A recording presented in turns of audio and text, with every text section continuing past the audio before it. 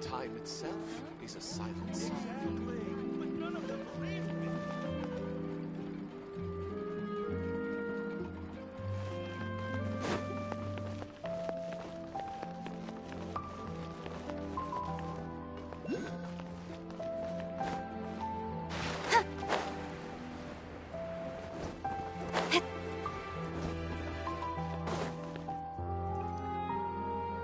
It's right up ahead, but let's make sure we weren't followed first. I've been keeping watch, Demoiselle. I haven't spotted anyone suspicious thus far. Huh, very good. But let's not let our guard down for now. I shall find rooms for our respected guests. Thank you, Malus. Now, let's continue, traveler.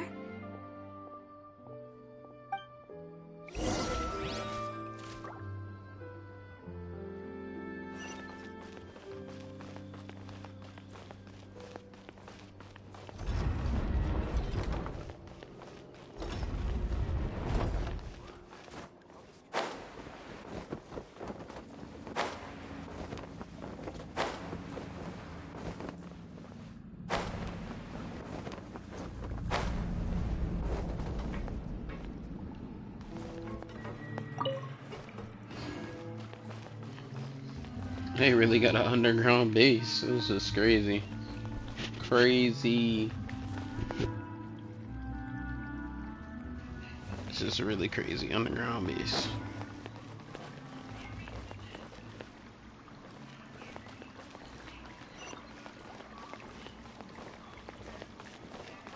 Underground base hideout. Just chilling on a box in the sewers. You got cats down here. Kids. Ah, there's the fashion. I'm just chilling.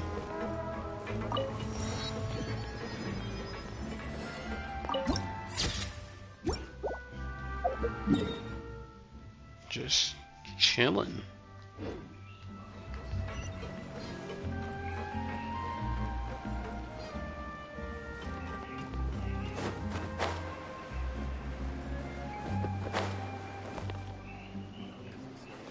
A legit advisor.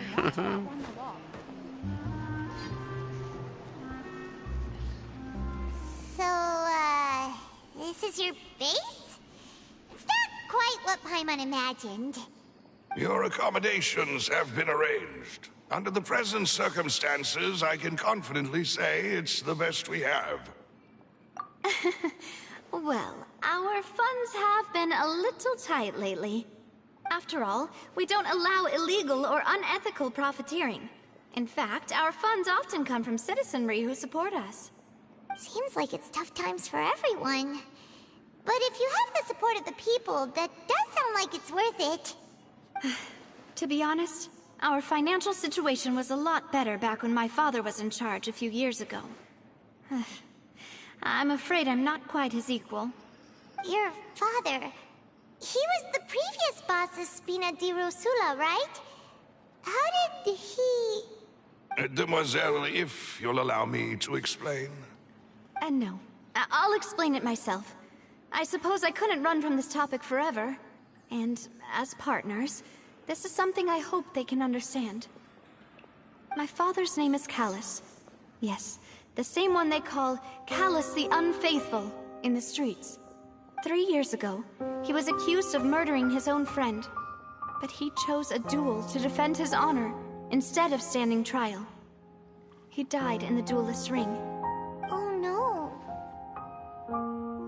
But I do not believe my father was a murderer. I'm sure he was set up. At the time, I believed that if he only stood trial and was duly investigated, something amiss would crop up and prove his innocence. But strangely, he not only requested the duel himself, but rumor has it that even after being seriously injured, to the point where he could be deemed as having lost the duel, he refused to surrender, determined to die in the arena.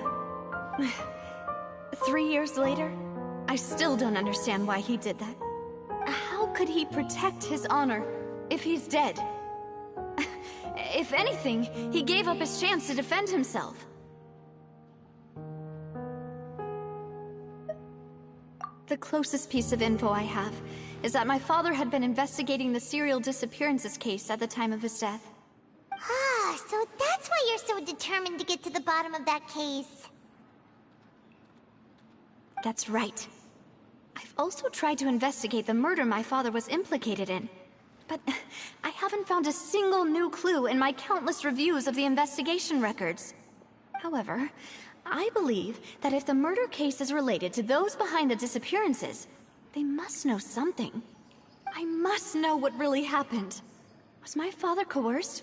Framed? Even if he really did kill his friend, I must get to the truth. If only he'd been more open with me when he was still alive. He even hid the fact that my mother died due to complications when giving birth to me. And now, here I am investigating his death. You really are a handful, aren't you, Papa?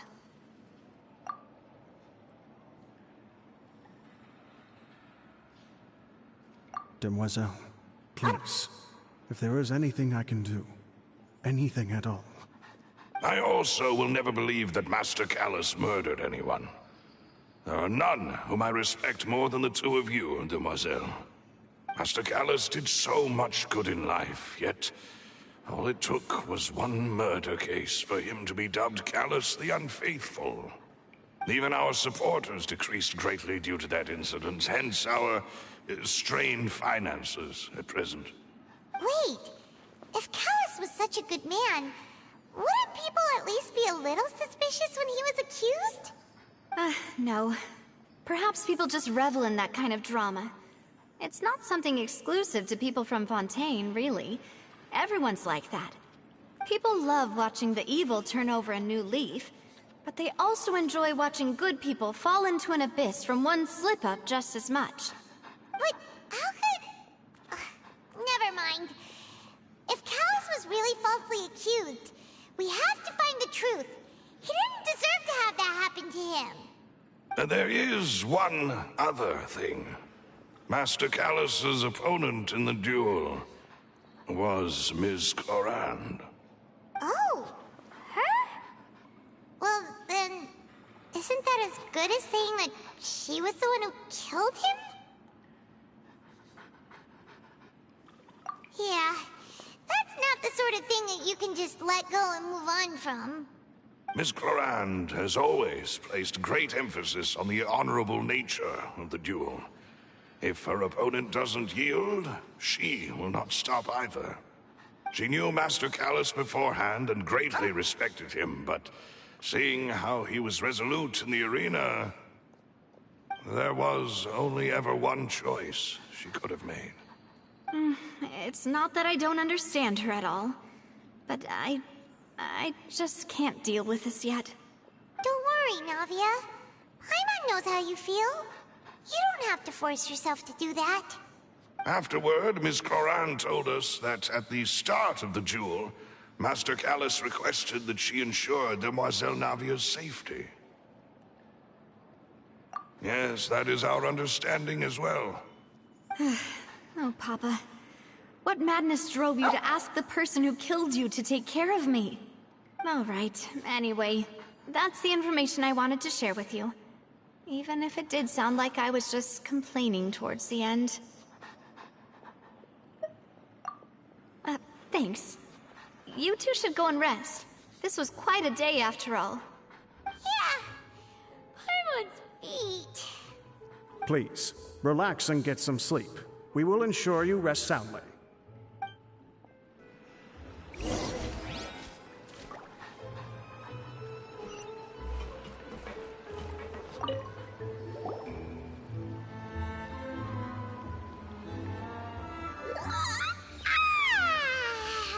Paimon slept so well. This place feels almost too safe. Huh? Navia? Where did the other two go? I sent them back to Poisson. It's Spina de Rosula's place of origin, and where we have our headquarters. There's not much for them to do here at the moment. Paimon gets the feeling that you're just trying to get them off your back. But never mind that. When did you get back? Were you waiting here the whole time? No, I just returned after going out for a while. I did some investigating yesterday regarding the name Vache. Wait, so you didn't sleep at all? How could I after having such critical new evidence appear? Guess Paimon wasn't speaking for everyone just now, huh? Unfortunately, this name seems to have been wiped from existence. It doesn't seem to have a match anywhere. I suspect that those behind this have already taken steps to hinder an investigation from this angle. But that does prove that this Vache person is a key witness in the incident. Does that mean we're too late, though? No. There is one ray of hope. One place in Fontaine that they would find almost impossible to threaten, no matter how much they wanted to. And that is the archives kept by Chief Justice Neuvillette. A place where detailed files on all the cases in recent years are kept. If the Oceanid you met is one of the young women who went missing recently, we should be able to find some related information there. So Neuvillette maintains an archive of case files? Whew. Guess that's the hard-working Chief Justice for you. In that case, let's go talk to him, shall we? Aren't you coming along, Navia? Did you get tired? No, it's nothing. Let's go see the Honorable Chief Justice.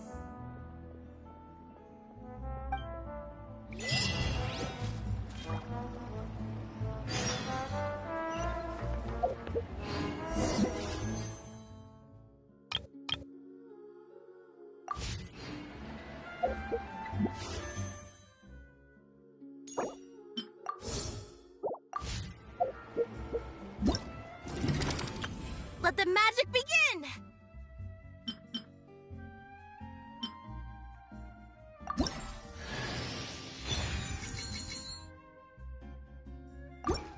Let the magic begin!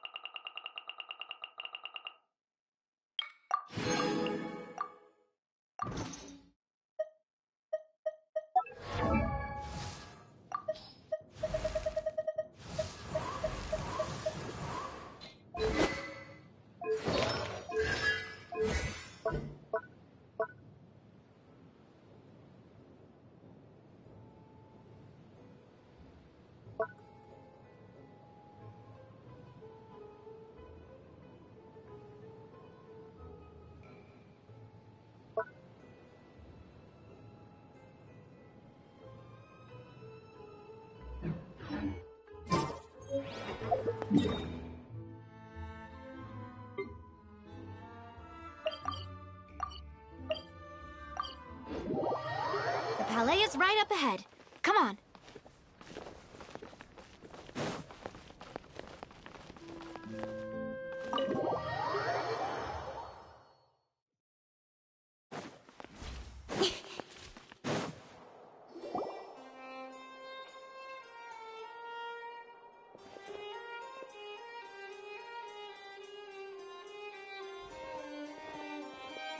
Halt! Please state your business here. The Chief Justice is presently occupied with official matters. Huh. This place does look pretty heavily guarded. Guess that proves that Neuvillette's files are really secure. Hey, don't you recognize us? Huh? Who are you? Just to be clear, I don't care who you are or who you might be related to. Our rules make no exceptions. See? They've got great discipline, too. Yep, yep. Paimon can tell. If you're here just to crack jokes, I can point you towards the exit. Unlike some, we're busy, so please leave if you don't have a reason to be here. No. What I meant to say is, shouldn't you remember us from a few days ago? We were at the trial of the great magician Linny. Oh, yes, I remember. I read about it in the Steambird. You must be Linny's attorneys. It's all coming back to me now. We're here today to report and archive some information on a follow-up case. Huh. Is that even a thing? Of course. Don't worry. We're here on official business. You can trust us. All right then, I'll let you through. The Chief Justice is just inside. Thanks so much.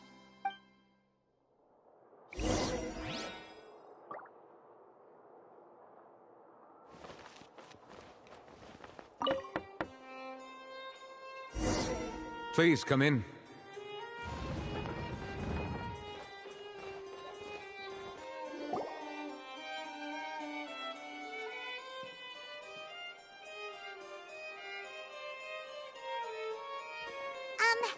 Sorry to barge in, Monsieur Nervalet. We only lied to get in because we didn't know any other way. It's all right. Please let me know how I may be of assistance to you. So you're not mad at us? We're looking for a man called Vacher. He may have been an eyewitness in the serial disappearances case. If we can find him, we may be able to unearth some key information on the case. Ah, I see. In that case, please wait here a moment while I browse through the files.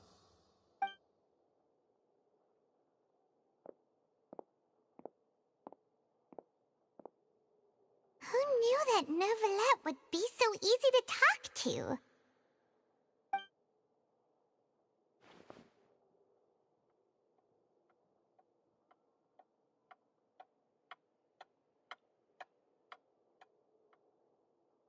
Unfortunately, I'm quite certain that no one by the name of Vacher has been involved in any case, criminal or civil, in the past several years.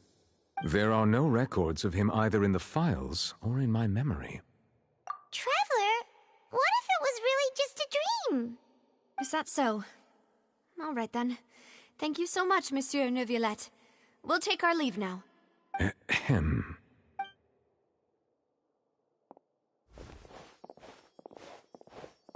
Miss Navia, I can understand how you feel.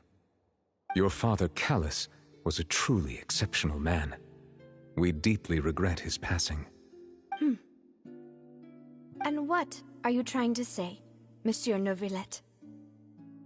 Are you trying to console me? Extend your sympathy? Or just express some tendril of regret? No. You are not trying to do any of that. I can hear it in your voice. There's no emotion behind your words. You only said those things because you felt like you should. It's just like last time. After my father took his place in the duelist ring, I pushed through the guards to talk to you as a last resort. You even told me then that you thought there was something fishy with the case, yet you still allowed the duel to go ahead. In your eyes, the value of a human life is nothing compared to those cold laws you hold so dear. If you truly regret my father's death, then why didn't you call a stop to the duel? Why didn't you give me the power to stop him from throwing his life away? Why did you just let him die, despised and hated by all? Everything was hanging on a thread at that moment. Just the tiniest effort could have changed everything. There are still so many things I never got to tell him. So many questions he still owes me answers to. If you really have no heart, then just look me in the eyes. I, Navia, will show you the true meaning of regret. I'm sorry, Miss Navia. You and my father are truly alike. You keep all kinds of things in your heart and never say a word to anyone. It's not so much that you can't feel, but that you would never express anything. Oh well, In any case, everyone already knows full well the apathy of the Chief Justice. My apologies for taking my emotions out on you, Monsieur Chief Justice. Let's go, Traveler and Paimon.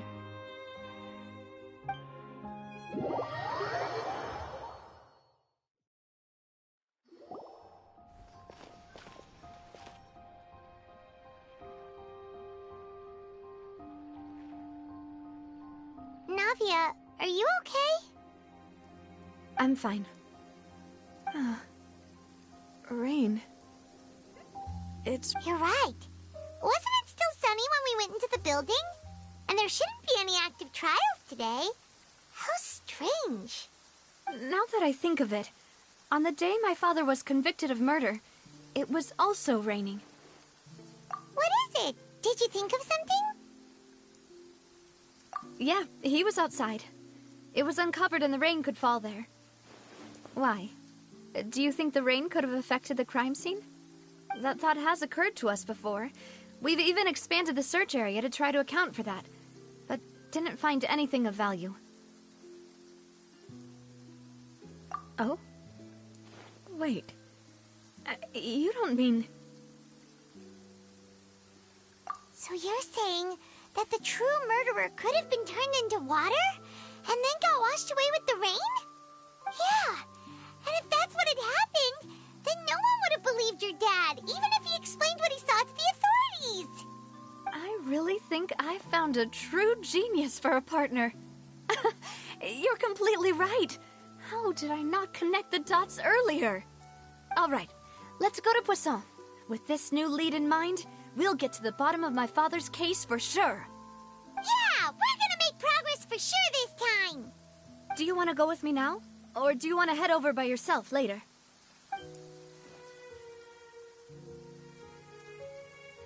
Great. Let's go then.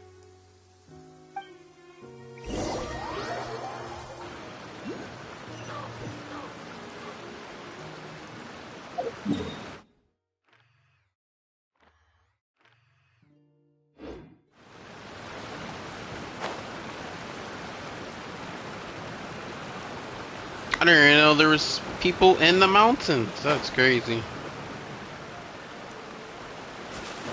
And then how they added the crying, how she was crying effect, was amazing. Showing the tears. Beautiful.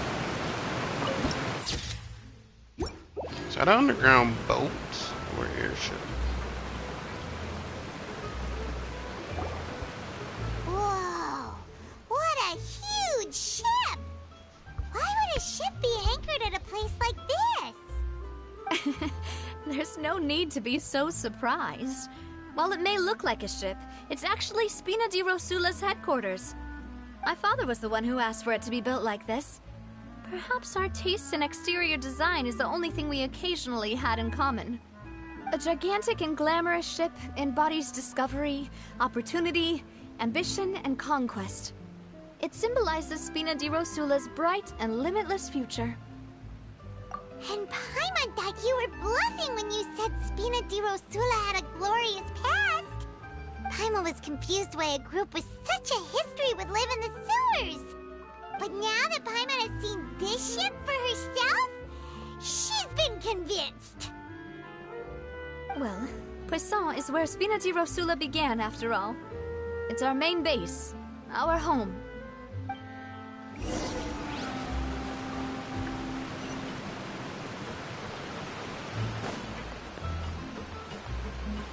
Yeah.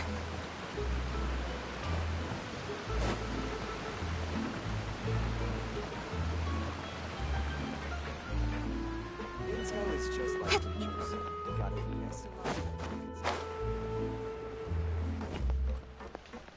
This place looks beautiful. Beautiful when I'm moving.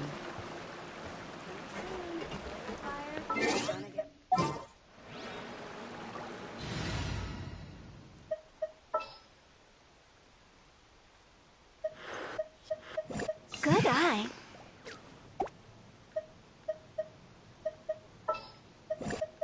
A walk would be nice. May knowledge guide you.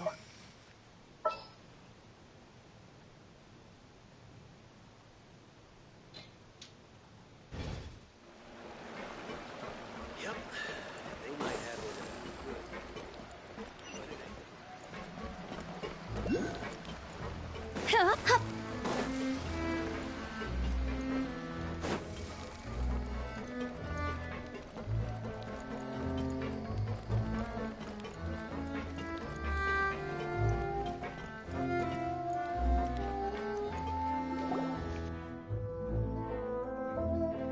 Maloose, we're back!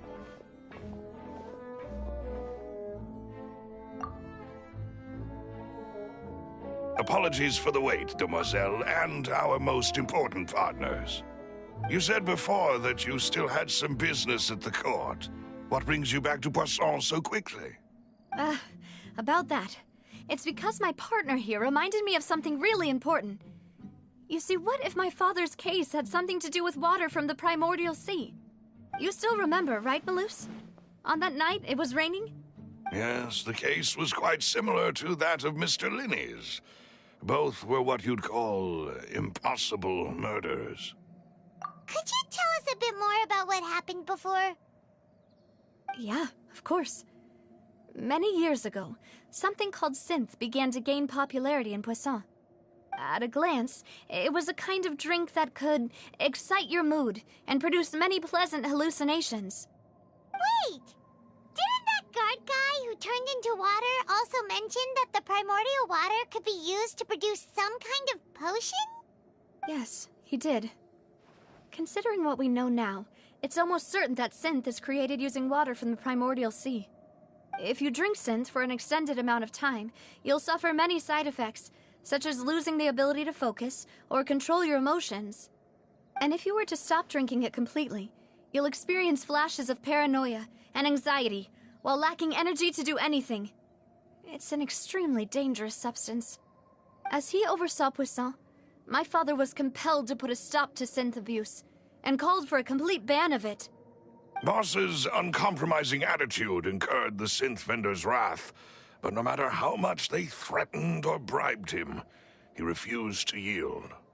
Not only that, Boss became determined to find the mastermind behind the synth operation and put an end to the problem once and for all. Yes, but the enemy was very cunning. So he could never get anything out of the dealers, all of whom only sold the stuff and weren't privy to the rest of the operation. Recognizing that, my father decided to contact the dealers in secret and cultivate personal relationships with them. Finally, he was able to convince someone to become his informant. The man's name was Jacques. He felt greatly ashamed about his work after seeing many families destroyed by synth abuse. That night, my father hosted a banquet at his countryside estate. He planned to meet up and exchange information with Jacques over some food. But then, we heard 2 gunshots from the courtyard. We raced to the scene and found my father, still holding a gun, and Jacques, who was already dead on the ground. Huh? How did that happen? Aren't they on the same side? Sounds just like Lenny's case, doesn't it? In both cases, the culprit seemed obvious, but neither appeared to have any motive at all. Looking back on it, though, I now believe the most important clue was something we all overlooked at the time. There were pieces of clothing left at the scene.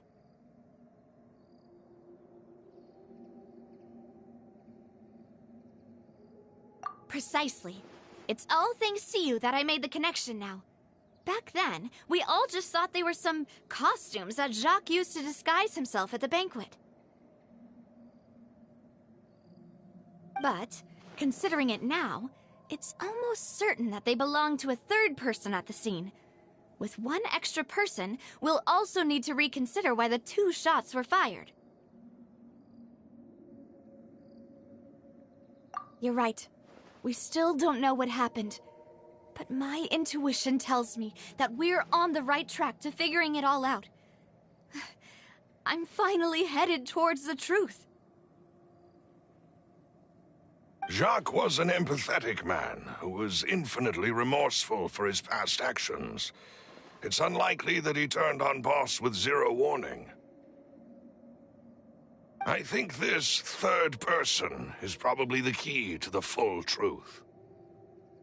On that note, however, even though this will not please you, demoiselle, as your and your father's butler, I must still offer a word of warning.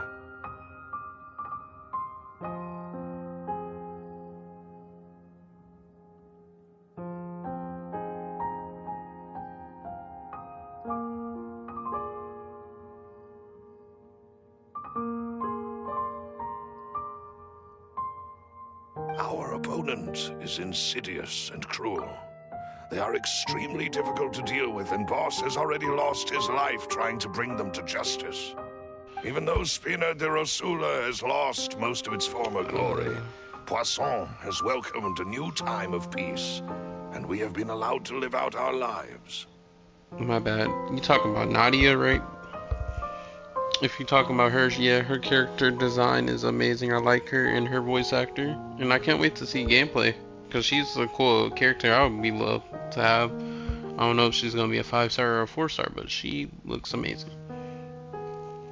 There is no need to follow your father's path. It would be both wise and in line with Boss's wishes to step back and give up on the case. If that's indeed what he wished for, then he should have told me that himself. Was I not the closest person to him? And yet, I was the one most kept in the dark. What was the point of him dying without sharing any of the secrets he knew? Did he manage to protect anything in the end? Synth is still here. Callus the Unfaithful is still his epithet. And Spina di Rosula is barely getting by. Nothing has changed. Did he think I'd just accept his meaningless death and live out my life just as meaninglessly? I've never accepted that. Ever. Not since that day, and certainly not now. I want to find out the real answer for everyone's sake. For the missing girls, for the victims, and for myself. Navia. This is indeed the best moment to act. Your partner appears to be quite reliable, and more importantly, demoiselle, I think you're also ready to take this on. So you do know something else, Malus? Yes, I do. In fact, even before that banquet, Boss already knew of the connection between Synth and the serial disappearances case. But what drove all the tensions to the boiling point was the revelation that you, demoiselle, had been selected as the next target to disappear. What? Boss also didn't tell you that he had been diagnosed with a rare illness. The doctors told him that he had no more than 5 years left to live. And the serial disappearances case caused him great anxiety. 5 years was nowhere near enough time to resolve this long-standing conflict. But once he passed away, all the danger would pass on to you. Knowing all of this, he decided to use one final intimidation tactic before his death. He claimed to have already gotten his hands on some key incriminating evidence for the other side, and even told some members of Spina di Rosula about the details. But as long as you remained safe, he would not share the evidence with the public. If something were to happen to you, then he and all those he told would immediately expose all they knew about Synth and the disappeared victims. Right, so nobody would be able to get off scot-free. As we've seen, Boss's tactic has worked. Even though Boss has been gone for a long time, the other side has not tried to take Demoiselle's life. No, I don't believe it. He never appeared to look sick to me. No father wants their daughter to see them weak and haggard, especially someone as proud as Boss. To him, dying in a duel and suffering lasting dishonor as the Unfaithful were still far preferable than losing face in front of his daughter. So he chose to die in silence, so that he could protect me. I'm afraid you're not understanding this correctly, demoiselle. What Boss wanted to hand to you was not a parasol, but a sword. If Boss's spirit could hear you telling me that you want to find the answer for the sake of everyone involved, I'm sure he'd be extremely proud. That fool. Couldn't he have just given it to me straight? No. He might have set up everything precisely because he never thought I'd be able to understand him. Is that the amount of confidence he had in me? And what if I was never able to make it to where I am now?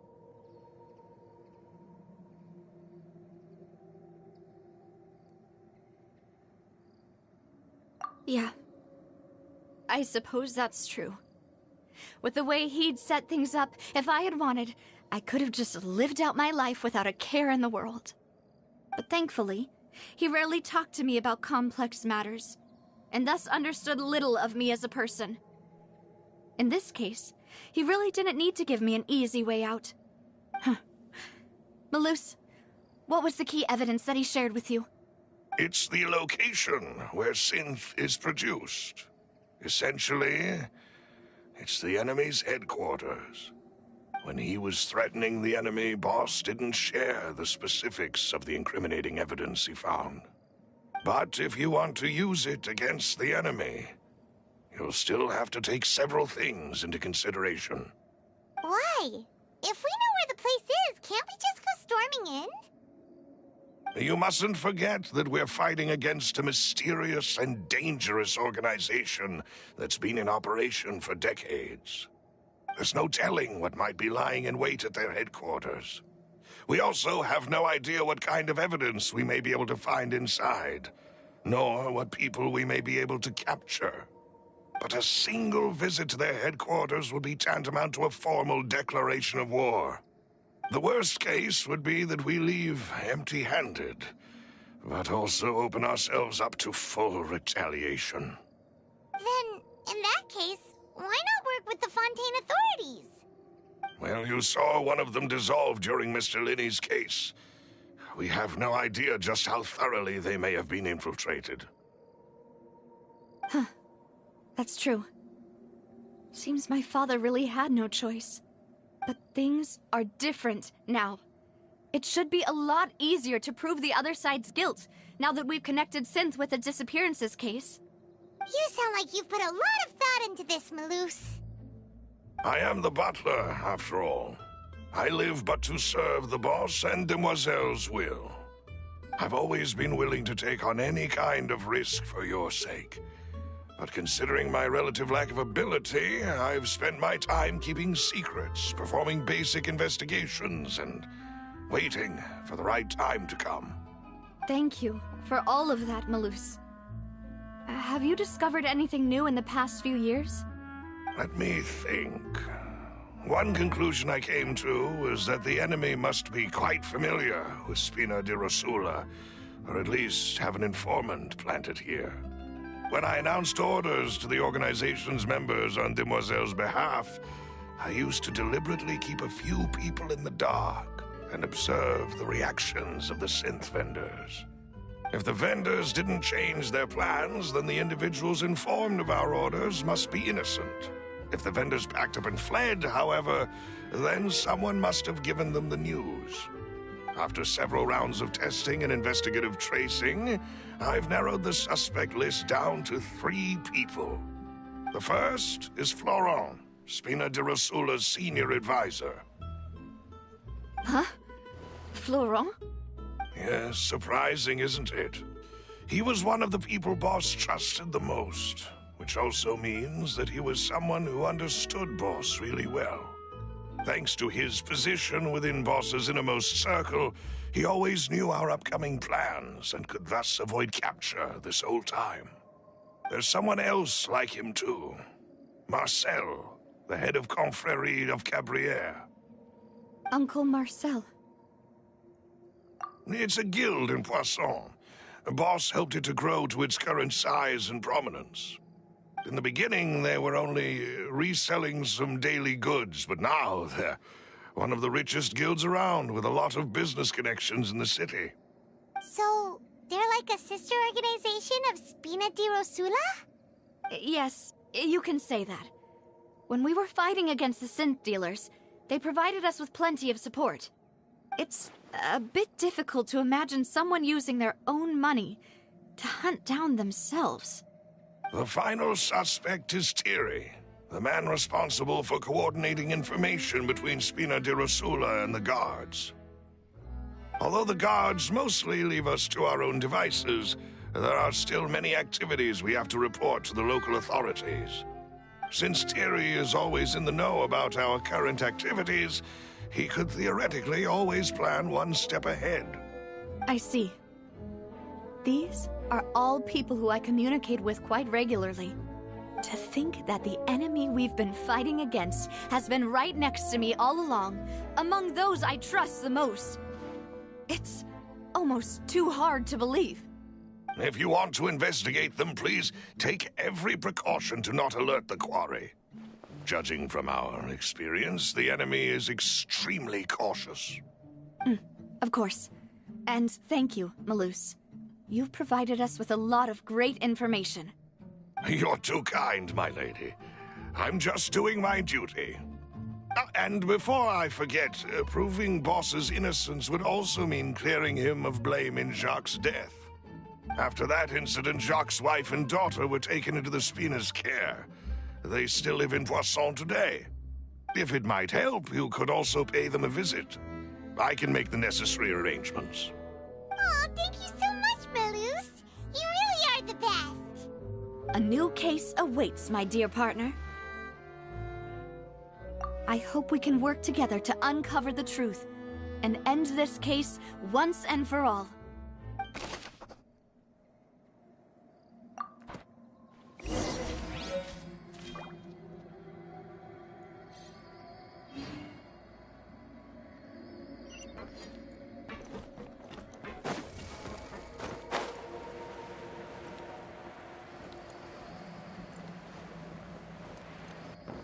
With the wind.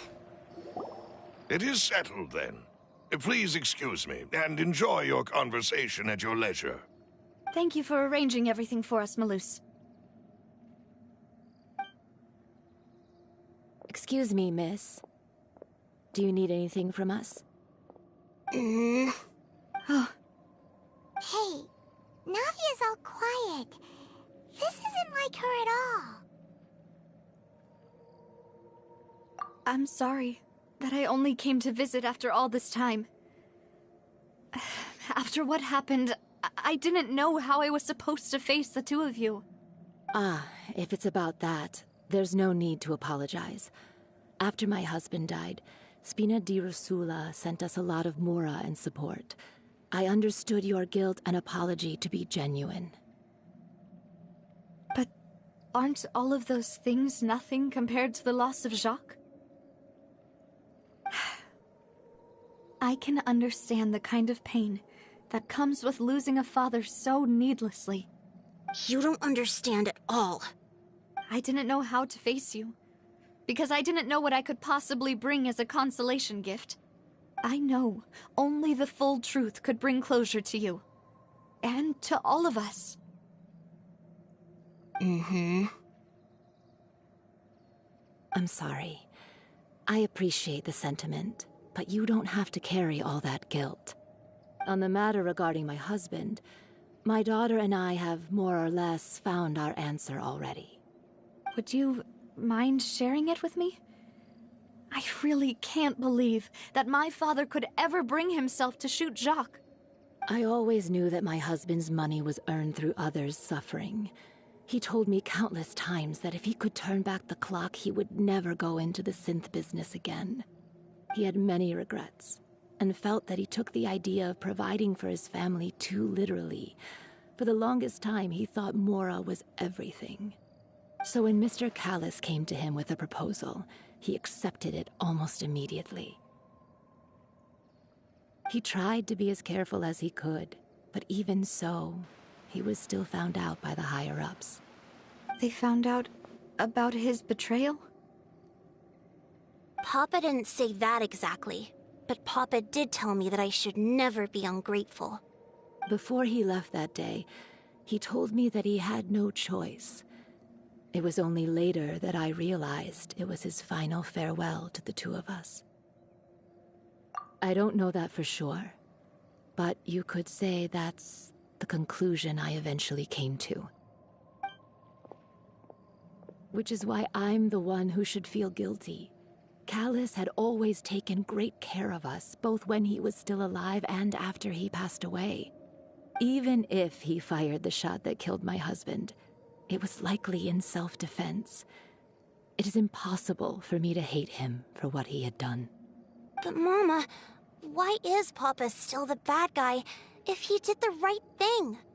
Papa always wanted to be a good man, so why did he have to do a bad thing in the end? Well, things aren't always as they seem. You still feel like your papa was a good man, right? Yeah, Papa was a really good man. The best in the whole world. Then you should hold on to that. If a good man had to do a bad thing, then he must have had his reasons. Regardless of whether he left you a parasol or a sword. He must have done so to give you a better life. Oh. Thank you for everything you've told me. I will definitely find the truth. The current state of things is not something I'm willing to just sit back and accept. Thank you. I'm very grateful to hear this from you. Even though your personality is quite different from your father's, your determination when you speak is really similar. You really think so? That's the first time anyone said that to me.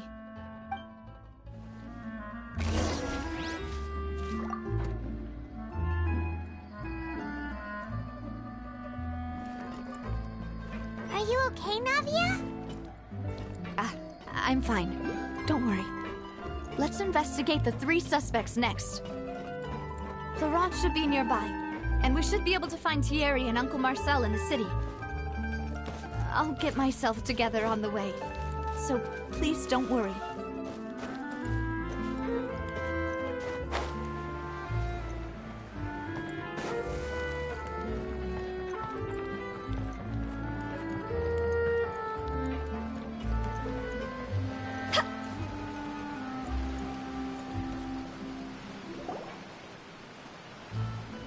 Greetings, boss. How may I be of assistance today? I'm sure you've heard about what happened at the Opera House. Someone got turned into water right in front of us.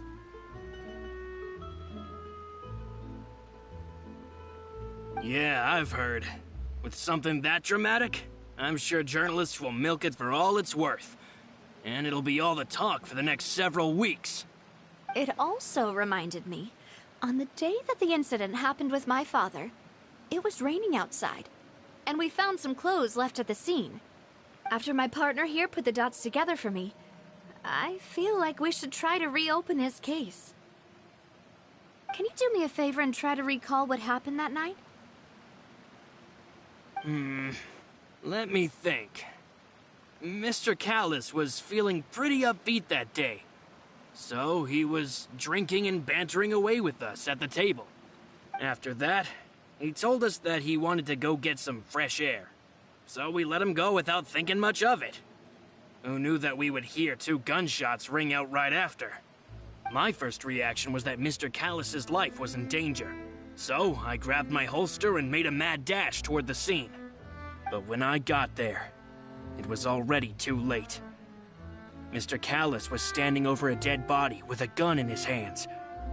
All we could do was look back and forth at each other, not knowing what to say. So you also remember 2 gunshots then? Indeed. The guard said that the first shot didn't hit anyone, while the second killed Jacques. But I've never really bought that explanation. Reason being, Mr. Callus had left his gun on the table. I even made sure to confirm that before running to the scene. But according to the guards, that doesn't mean he couldn't have had other guns on his person. About the clothes left at the scene that you mentioned.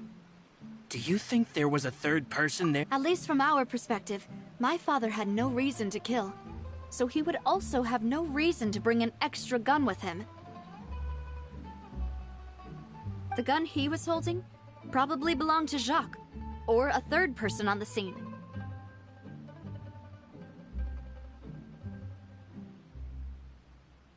Yeah, that makes a lot of sense. So you're saying Mr. Callus ended up with the gun because he seized it from one of the other guys? But hold on. If that's what had happened, then why didn't he share the truth with any of us? He didn't even want to face the Oratrice machine, and chose instead to prove his honor in a duel. Did he lose all faith in the courts after seeing someone dissolve right in front of his eyes? About that, Malus told me a thing or two. So, I think I can understand why he committed to the duel. I'll tell you everything, once the whole truth has been revealed. I understand. Then, I'll leave Mr. Callus's honor in your hands, boss. And if I may just say one more thing. The whole Callus the Unfaithful epithet has been a thorn in my side since the day it was invented. Many people have laughed at me for still calling him Mr. Callus, even after so many years have passed. But it was Mr. Callus's trust that allowed me to rise through the ranks of Spina di Rosula and live the life I lead today. No matter what others might say, he'll always be the man I respect the most. And he'll always be my boss. Don't worry. I will definitely find the truth. You and all our other comrades at the Spina deserve to know the truth as well.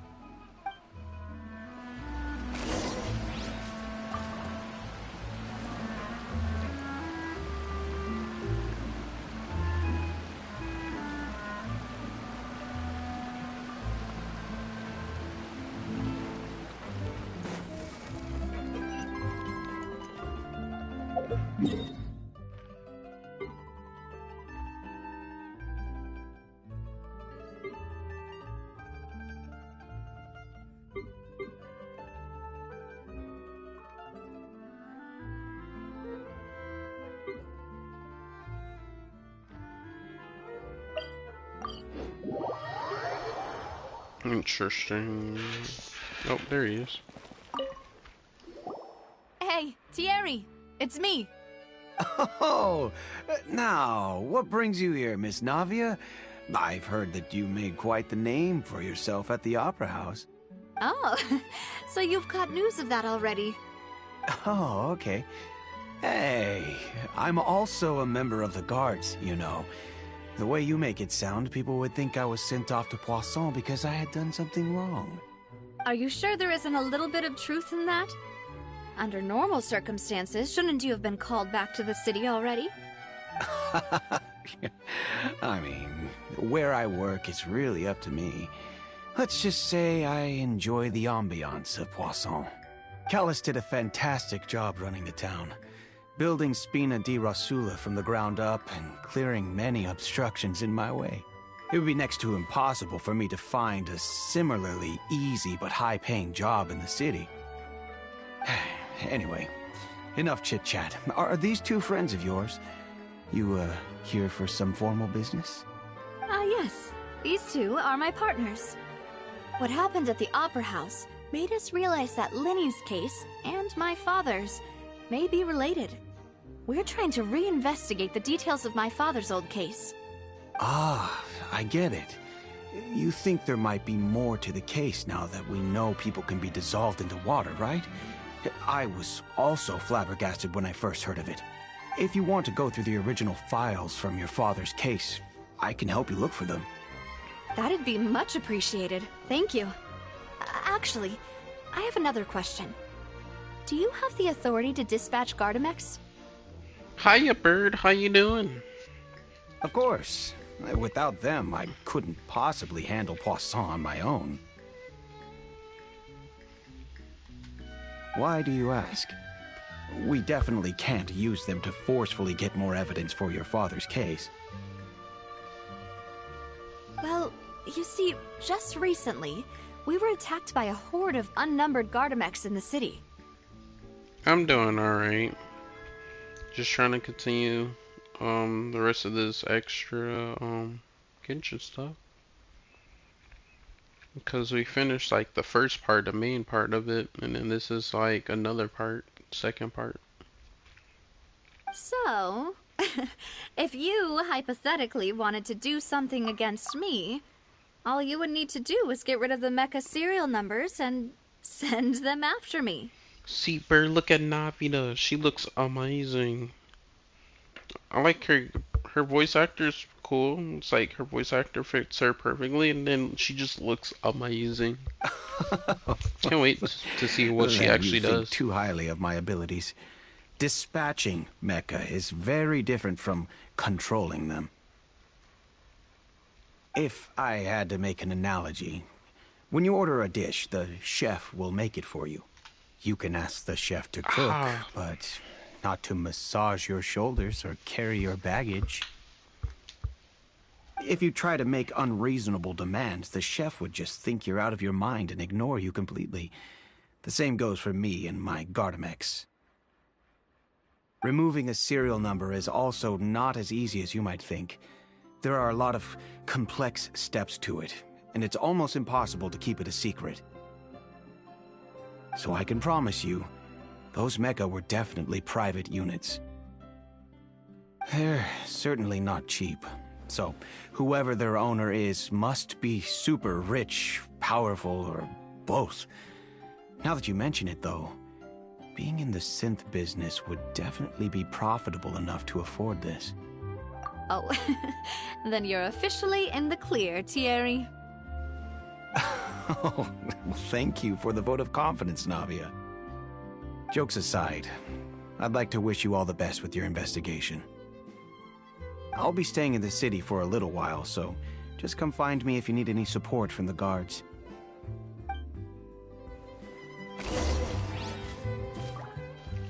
We're out here being detectives again.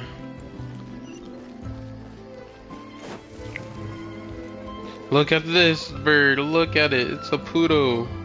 And it's dressed up. And it's so amazing. It just got like guard dogs walking around. So fancy. We gotta go down there, down below. It's so beautiful. It's weird. Hey, I think it's amazing. It's different.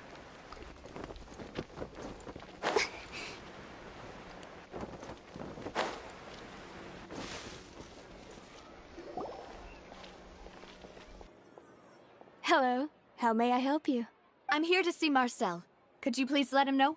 You can just say Navia's looking for him. Sure. I will let him know right away.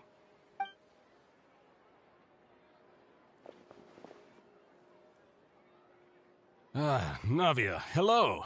Sorry to keep you waiting. I'm not as young as I used to be, so my legs are giving out a bit. Oh, it's all right, Uncle Marcel. There's no need to stress. I just wanted to talk to you briefly about what happened in the Opera House. I'm sure you saw everything too, right? Yes, I've never seen anything so strange. Oh, you were at the Opera House too? That's right. I went there with Navia to see the magic show. Who knew it would turn into a whole murder mystery? I also witnessed your marvelous sleuthing work. Quite impressive. To beat the Hydro Archon at her own game on her own turf, I can already imagine everyone in Fontaine discussing your exploits over a few glasses of wine. Oh, Paimon doesn't want to become the talk of drunkards. Apologies. It's just how Fontaine is as a nation. Everyone loves drama and theatrics. Uncle Marcel, you've also noticed that other thing, right? The fact that humans can dissolve in water? Yes, I was reminded of your father's case right away. Is that what you're investigating now? Exactly. I still don't have much solid proof, but I can sense that the other side has already begun to act. Oh, and what makes you say that? We were attacked on Araneus by some unnumbered Gardamex. And there was also an attempt to get me to drink water from the primordial sea. Yeah, you missed a lot when you disappeared. So yesterday, part of the main story, well, this is the main story too. Part of the first part, we was on trial trying to protect our friends, right? Our friends. So we was on trials and we was being their attorney. And then in the middle of it, when we found more evidence to try to protect them because stuff was going bad for us. I mean, I had to stream. Yeah, I know, but it's there. If you want to go back, but yeah, one of the guards were basically was like not telling us something full like truth towards the main judge, and then it was like when the judge started forcing him to tell the truth, he was telling it to us, but then before we could get more evidence, he was dissolved into water. So he basically died and turned into water because it's this curse going around for these people that live here in Fontaine, and basically it's this other group that's making these potions that turn people into water, or they would dissolve into water. And we're trying to find out how to we're trying to basically shut them down and find out where their main headquarters is at and shut it all down before any more people die. But yeah, it was there in the other stream, and we was like, like, oh my god. If not for the vigilance of my partner, I probably wouldn't even be here talking to you right now. Oh, you're giving us too much credit. Wasn't it you who protected us? Alas, it seems things are heating up again. The peace that Callus sought so dearly will soon become a thing of the past. But rest assured, Navia, Poisson will always remain a safe haven for you. If you're scared, you can always return there. If anyone dares to lay their hands on you there, the Confrérie of Cabrières will use its funds to the last Mora to bring them to justice. Thank you, Uncle Marcel. But I don't intend to go into hiding. I'm going to strike while the iron's hot. Do you have any new thoughts on my father's case? About that. Sorry, my age is catching up with me, so it'll take me a while to recall my memory.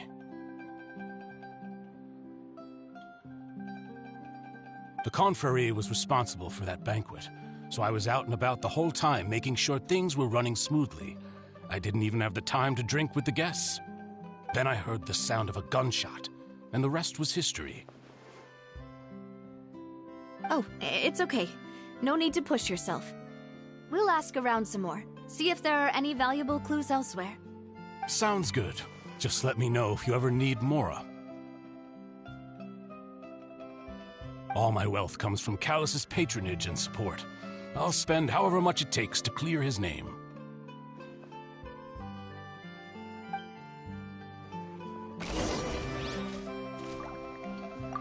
Yeah, so right now what we're trying to do is clear her Navida's dad's name, because basically he died on trial due to a murder case, and then he was the only one at the scene because the actual murderer themselves actually died, well, was dissolved into water.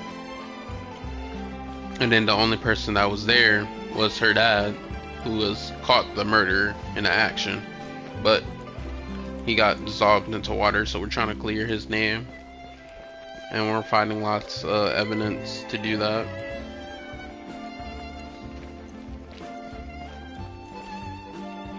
And basically, since all of that dissolving into water, we saw that during the actual part 1 of the court case. Now everybody's taking that as like, oh, okay.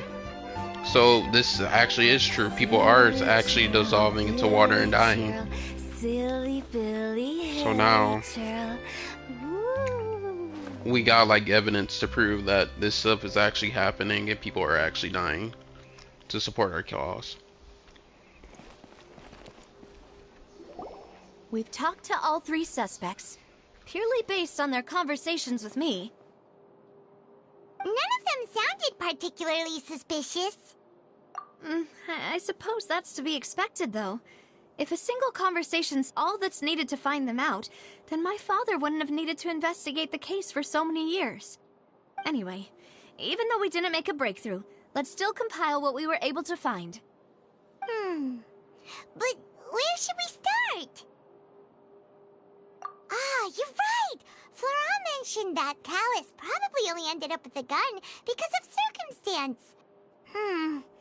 That makes sense. According to Jacques' family members, he already told them that he had been discovered, and that he had no choice before he left home that day. If I had to guess, he probably received an order from the synth boss to kill my father. Had he refused, he and his family's lives would have been forfeit. So, Jacques fired the first shot? Oh? And why is that?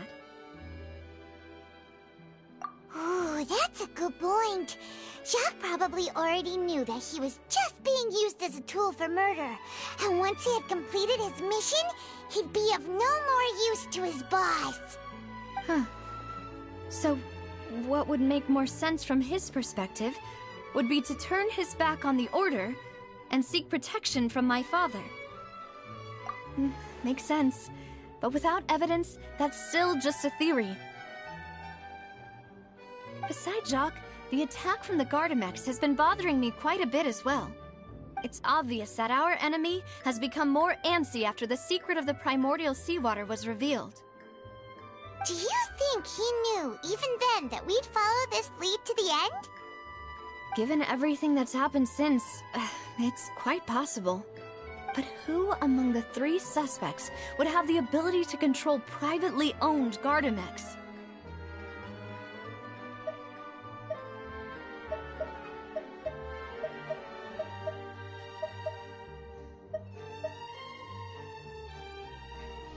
I forgot the person's name, but I want to think it would either be the cop, because he works with the cops, has Gardamex that they use, and he could probably use some of them, or it would be the guy that has more money. And I don't know about the third guy, but I don't know. I'm just gonna say random. Thierry, you say? It is possible that he's figured out a way to convert the Gardamex for personal use. But I didn't feel like he was lying when he was talking to us about the mecha. I also don't think he'd be able to keep that kind of tampering under wraps. Yeah, had he actually tampered with the mecha, we'd be able to prove it with a simple check of the guard's inventory. The main character can talk, which is more we let Paimon does the talking for us mostly now.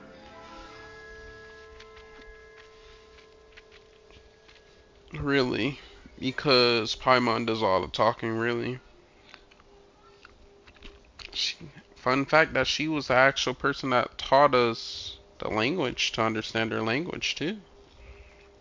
And we're just probably used to her talking for us, and we'll just agree with her, and then we'll talk on the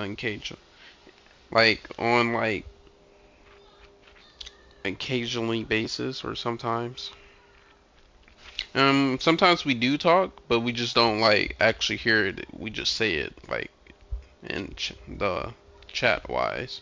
If the mecha were taken from the guards, it should be pretty easy to find out when and how that happened. See, like that, when we put maybe it was someone else. I mean, we're talking, but we're just not, the character's not actually voicing it.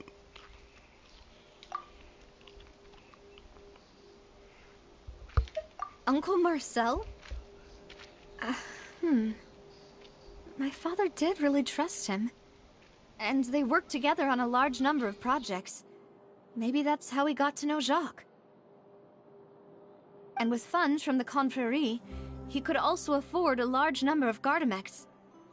It's still really hard for me to imagine, though. After all, Uncle Marcel has been around since I was just a child. Also, wouldn't this mean he has been spending a whole lot of mora and energy to fight his own synth business? Florent? It is true that he was closest to my father, and thus had the best chance of learning about his dealings with Jacques. But as Spina di Rosula's advisor, his work mostly deals with personnel and security, so he shouldn't have much means when it comes to finances. So you're saying he's too broke to afford a mecha army? Exactly. He can't. And even if he could, I don't think he would be able to dispatch a whole group so quickly. Who could it be?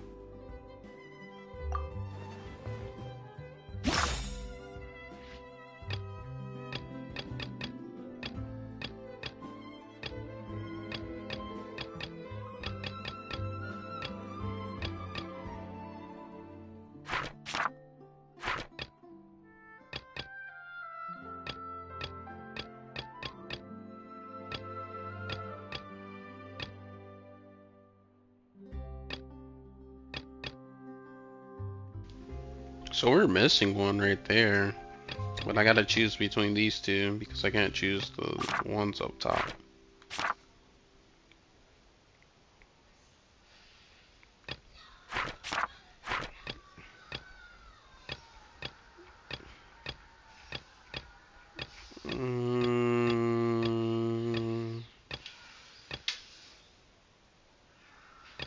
I'm just gonna choose one. And no, we cannot. She's our guide. If you think everything through, Uncle Marcel is indeed the most suspicious of them all. Could we be missing other suspects? Malus didn't know about the people turning into water thing when he narrowed it down to these three, did he? Malus has always been very reliable, and his judgment of others' trustworthiness has been fair and well considered. When the suspect is knowledgeable about the Spina's internal affairs, has the means to dispatch Mecha to assassinate us, and possesses significant intellect and foresight. Even if I don't want to believe it, I'm starting to see how things could all tie back to Uncle Marcel. Well, we still have another trump card on top of all the theorizing and speculating. Yes, Malus did say that charging straight in there would be extremely risky, but we don't have any other options right now. We need far more solid proof before we can hope to go charging in on our enemy. Navia, here you are. Oh, I've been looking for you. Huh? Aren't you the guy from the guards? Did something happen? Yeah. News came from Irenaeus just after you left. We've got another trial on our hands. Wasn't that place built specifically for holding trials? What's so newsworthy about this one? I know. But they said the person they're putting on trial is a Fatui harbinger called Tartaglia. Oh boy, it's Chayo now? Oh boy, we're gonna get to see that fight. What? Is that someone you know? Yeah, we know him. Maybe even a little too well. Well, he's been accused of being the true culprit behind the serial disappearances case. It's absurd, don't you think? It definitely is. Chayo would never do a thing. But we're gonna get to see another animation fight. Can't wait. Wait, how? None of our investigations have had anything to do with him. And wait a minute, don't we still got his vision too? We got his vision from yesterday that we didn't give it back to him. That's what I thought was strange about it, so I came to tell you the news right away.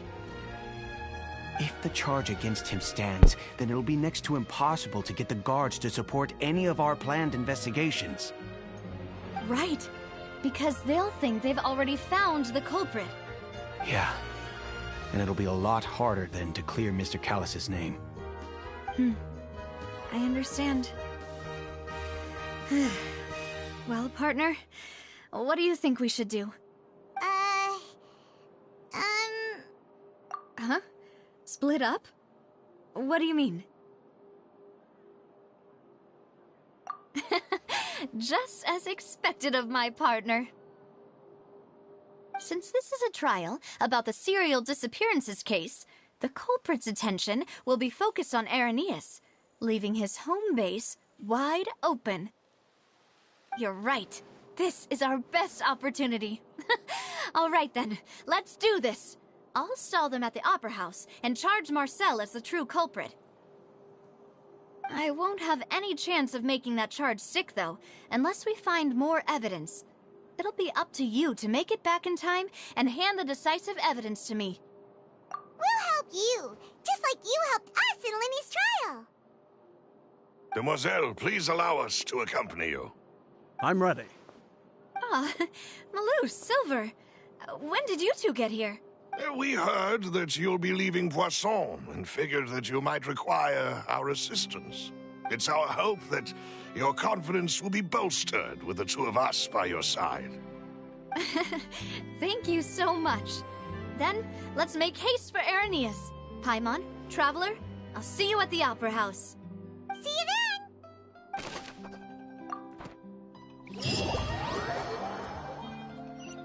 Now that Navia has set out for Irenaeus, we should also get going. The location has already been marked on the map, so let's head over. See, just look how beautiful this stuff is. It's just too much. Because we got that over there, that big giant castle once again. We gotta go explore. I mean, we don't have it yet, but I can't wait. Then we got that big cube, whatever cube things up in the sky over there. That's not in the map, but can't wait till we get that. It's just so much. It looks so pretty. And then, oh, Bird, I don't know if he was here, but did you see that we could go underwater? I don't know if I showed you, but we can go underwater, Bird. It's amazing. There's a boat in the middle of the water. But yeah, we could go underwater. It's amazing. Like, look at that. That is pretty.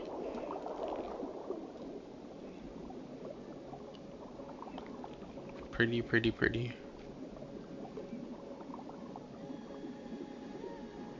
And then we got this orb right here. I guess that is not letting us drown. That little small glowing thing.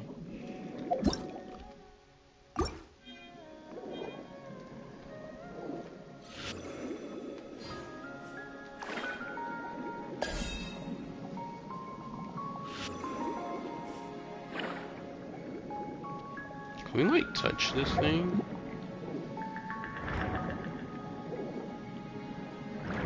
Just imagine.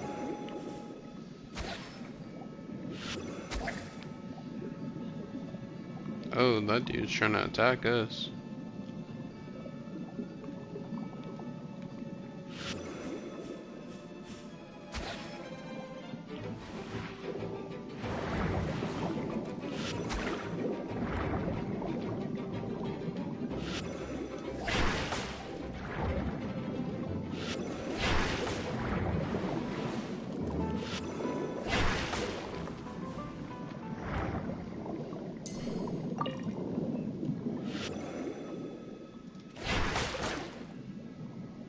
Did that break it? Or I wonder if we gotta hit them both at the same time, you know, line them up. Yep, hit them both at the same time.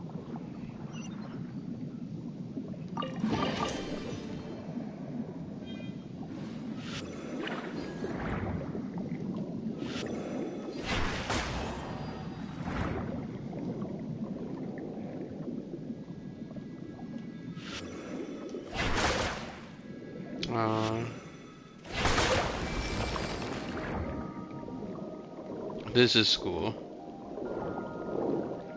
Oh, there's an underwater fast travel point right there. Okay. Like, you can't tell me this underwater is not amazing. Like, now imagine if that's how Destiny was, like you actually swimming.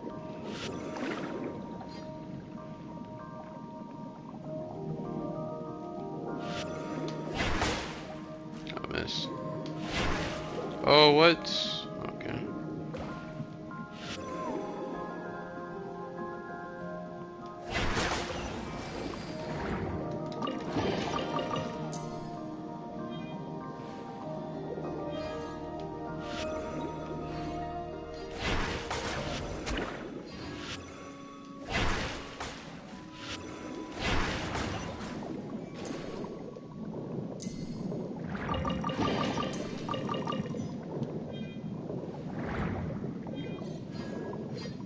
This underwater is amazing. How does Charlie swim? Charlie just swims normal. I wonder if the cry once we get the water archon, when they swim differently underwater, like something unique. We still can't get through this because there's 1, 2. We got 2. I don't see a third that we have to put in there.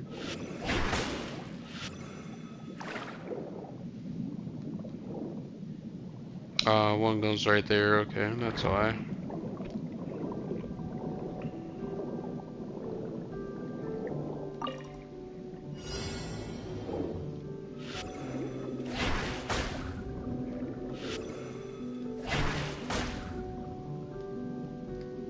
Is there another one? Oh, right there.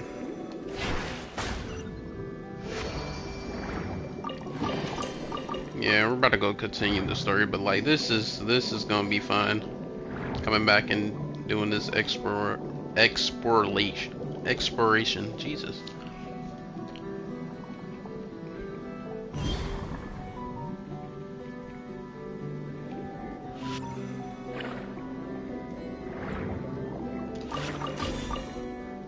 Oh, even their things fly underwater. That's beautiful.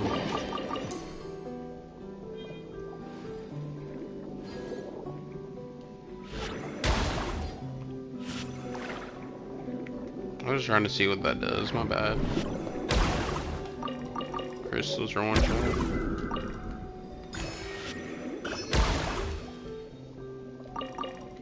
But yeah, this is amazing.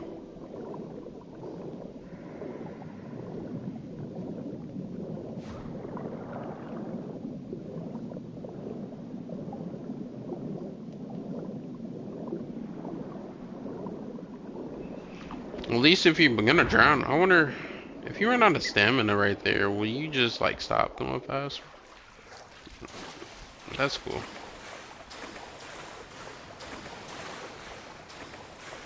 Actually, I don't think you can drown since we can go underwater, but I'm about to see. Waste the stamina, see. Nope, it just stops you from swimming fast. Okay, that's cool. So you can't drown over here.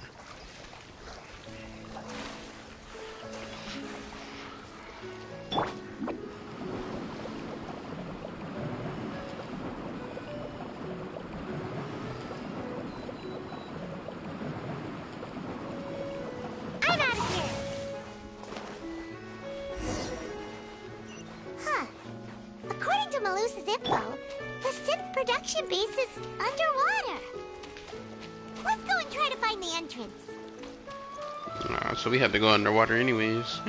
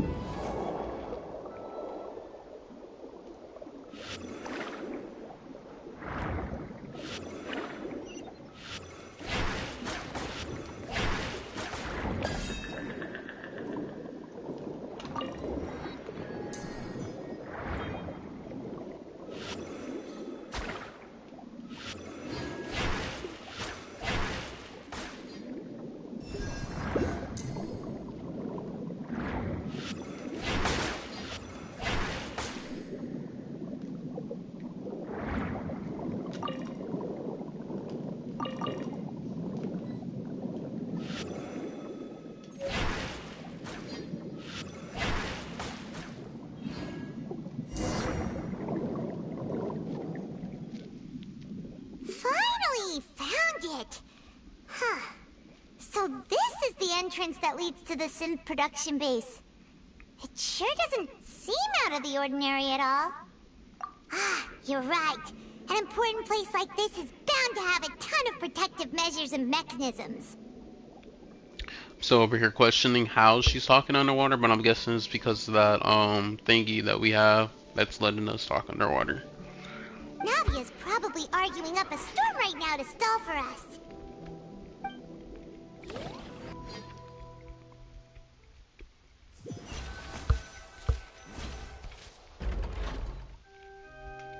It would appear that I must repeat my question again, Mr. Tartaglia. Do you accept the charge that you are the true culprit behind the serial disappearances case? To be perfectly honest, I don't understand your country's complicated court system, or the reason why I'm being charged with something I've never even heard of. However, I did hear that people who have been charged can choose to participate in a duel to clear their name. Is that right? In which case, as long as I accept the charge, I can have an all-out fight with that champion duelist Clorend, right? I've got to admit, that's one of the most enticing offers I've ever received. When I privately sparred with her last time, she was obviously holding back. Real disappointing. Hey! Don't you understand? You're currently the prime suspect for a major case. This isn't the place for you to be looking for fights. Oh? Sounds like the Hydro Archon wants to lecture me on the ways of the Opera House. Then why don't you duel me too? I'm the kind of student that learns best in the heat of battle. No. That's not what I meant. Alas, it would appear that communication with the defendant is going poorly, and we have made very little progress. In that case, let me explain everything from the very beginning again.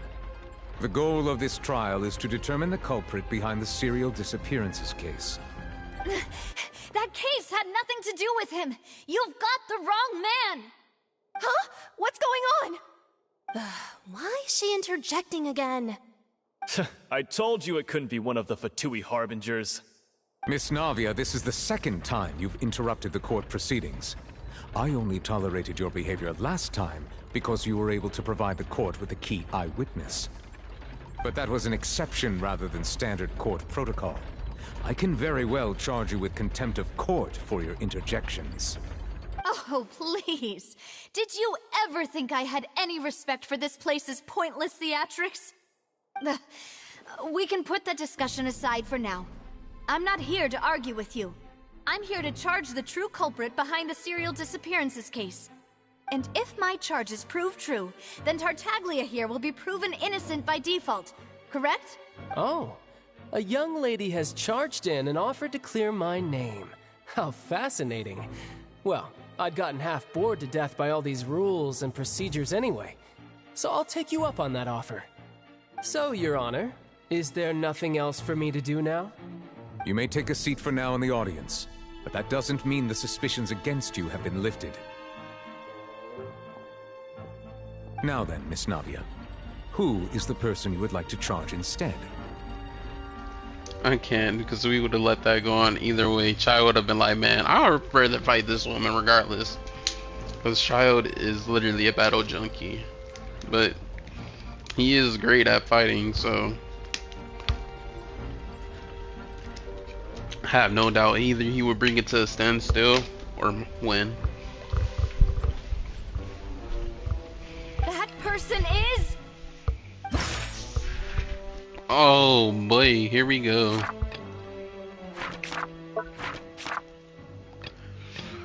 I don't know. I'm about to start guessing.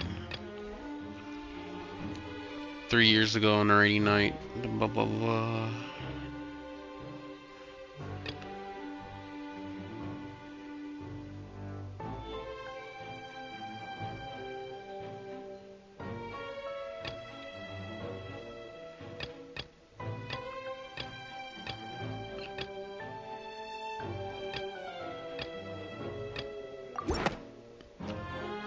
Marcel, the head of Confrérie of Cabrières.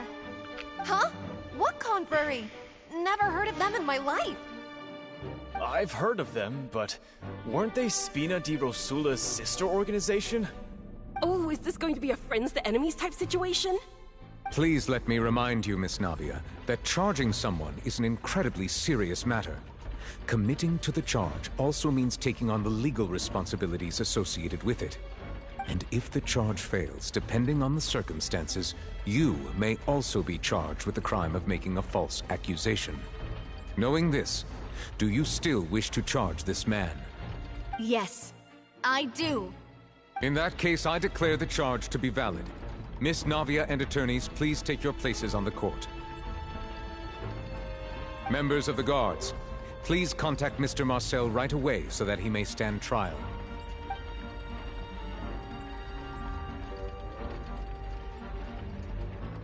Mr. Marcel, you will not require an attorney. Is that correct? Apologies. It all just happened so quickly.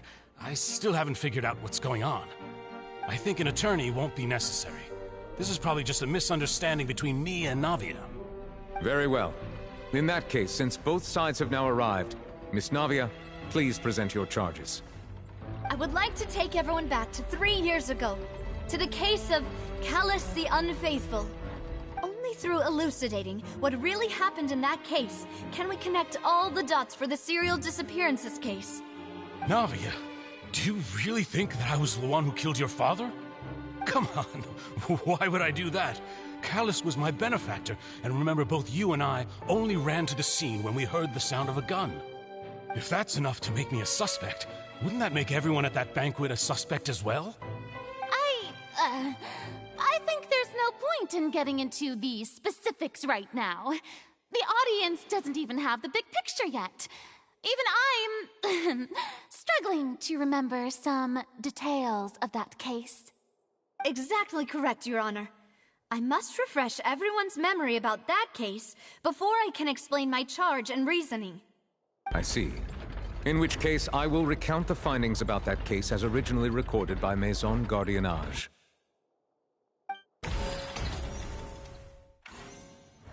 On the day of the murder, Spina di Rosula hosted a large banquet in a countryside estate owned by the Confrérie of Cabrières. During the banquet, all attending guests heard 2 gunshots from the courtyard. When the guests arrived at the scene, they found the primary suspect, Callus, holding a gun, while his acquaintance, Jacques, lay dead from a gunshot wound. The guards' investigation did not recover any other firearms from the scene. As a result, they concluded that the suspect's first shot must have missed, while the second must have taken Jacques' life. The suspect did not dispute this conclusion, and also declined to defend himself in court. Instead, he chose to prove his innocence through a duel. Callus was defeated by champion duelist Clarande in the ensuing duel, and soon succumbed to the injuries.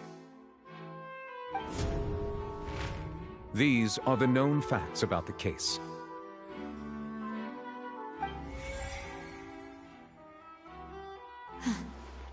The one with the motive to kill was Jacques, not my father.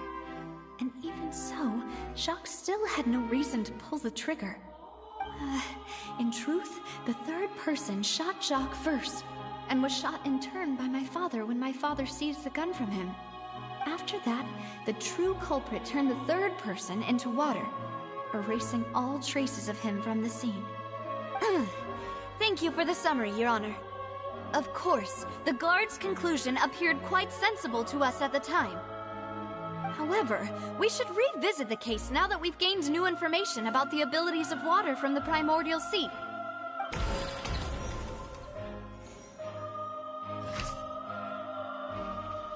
I don't know how to answer this.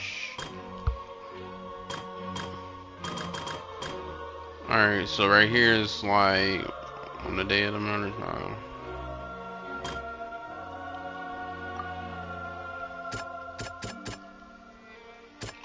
Alright, so right here, these are some of the gaps. I think it'll be right here for these 3. So right here, when it says when the guests arrived at the scene, they saw blah blah blah blah blah. So 3 years ago on the rainy night, we heard we heard gunshots outside the home.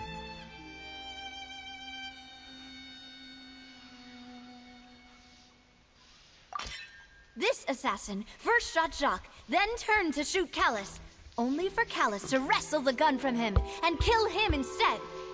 Alright, so that was the right one for right there. And what does this one says? Investigations did not recover any. That's because let me set last or second to last. Let's see. Nope, I was right. Clothing Perfect. was found at the scene. The guards once believed they were used by Jacques as a costume to disguise himself. But now, it is clear that the clothes were proof that there was a third person at the scene. and that they were turned into water after committing the murder. Since it was raining that day, the culprit was confident that they could use the rain to wash away all traces of their dissolved accomplice.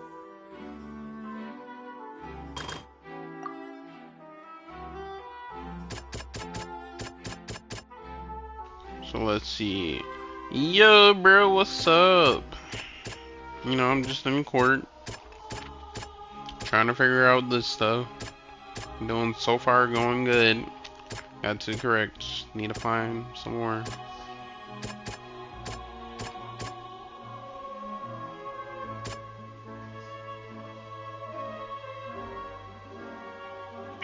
Wait, just...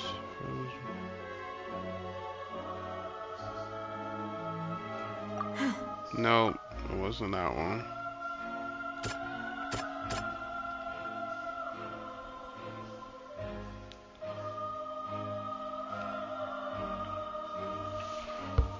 Nothing much, I was just thinking about exploring Fontaine. Bro, it's amazing. Yesterday was beautiful. Went explored everywhere. I mean, I didn't explore everywhere, but I did get the fast travel points. And then, oh my god, the underwater and the balloons that you used too, that flies. Oh, beautiful. I'm loving it. Loving it. All of their stuffs, I'm loving it. And it's just beautiful overall.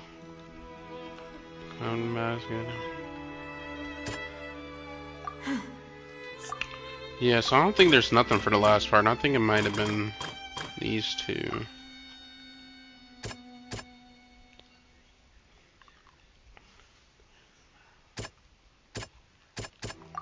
Yeah, so yeah, I knew it had to be her, but it was right there. Jacques had thoughts of assassinating Callus when he set out for the banquet. However, in the end, he reconsidered, and instead shared everything with Callus, hoping to seek the latter's protection. Unfortunately for Jacques, the true culprit had already considered this possibility, and had sent out another assassin.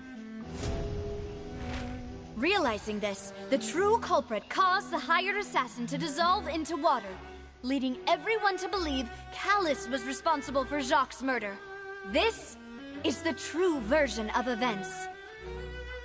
How about fought? You talking about the duo boss, the exos, those robots? Not robot. I don't want to call them robots. I'm gonna call them exos.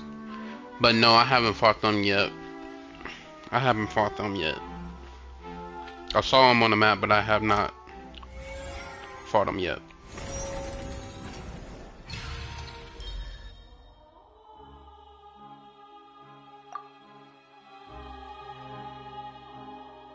So that's what happened. Wait, you're telling me something as dangerous as water from the primordial sea has been used for all these years? What a great theory. It also explains Callus's and Jacques' respective motives. I guess they didn't shoot each other after all. Mr. Marcel, you are the one being charged with the crime. You should provide a rebuttal if you wish to prove your innocence. What about the duo boss?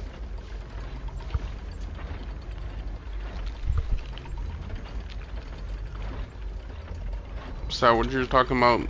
Wait to tell me about the duo boss? Yeah, I gotta go fight him and see. But the character selection animations though, I'm loving it. The party setup when you can just pick them and then they all have their own thing when they come in. It's beautiful. Beautiful. Ah, but I think I agree with everything Navia just said. In fact, there was nothing in her speech that directly implicated me. Then, may I ask some questions? In my opinion, we primarily need to determine 2 things. But look at the Hydra Archon. She looks amazing, but she gets on my nerves. She gets on my nerves. She's one of those people that try to pull up like a persona, but then realistically, she's not like that at all. 1. Do you have the evidence to back up your claims? I'm afraid not. At least not at this very moment. Boo! If you don't have any evidence, you should just go home! I may not have the evidence with me, but I know where I could go to collect it. If we look up the deserted clothes against a record of people who went missing around the same time, we should be able to find a match. Considering the serial disappearances case, the guards probably kept careful records of all missing persons from around that time, regardless of age or gender. Oh, bro, what is your thoughts on Navida? I'm liking her. She's pretty cool, and I can't wait to see what she does as a character. But I'm liking her. She looks amazing, phenomenal. Like, this is a character I will pull just cause.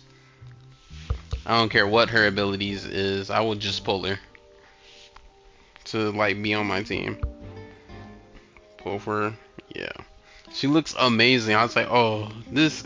And then we just became friends with her. It's like, oh, this is amazing. She reminds me of Yolan. Yeah, I can see that though too. 100%.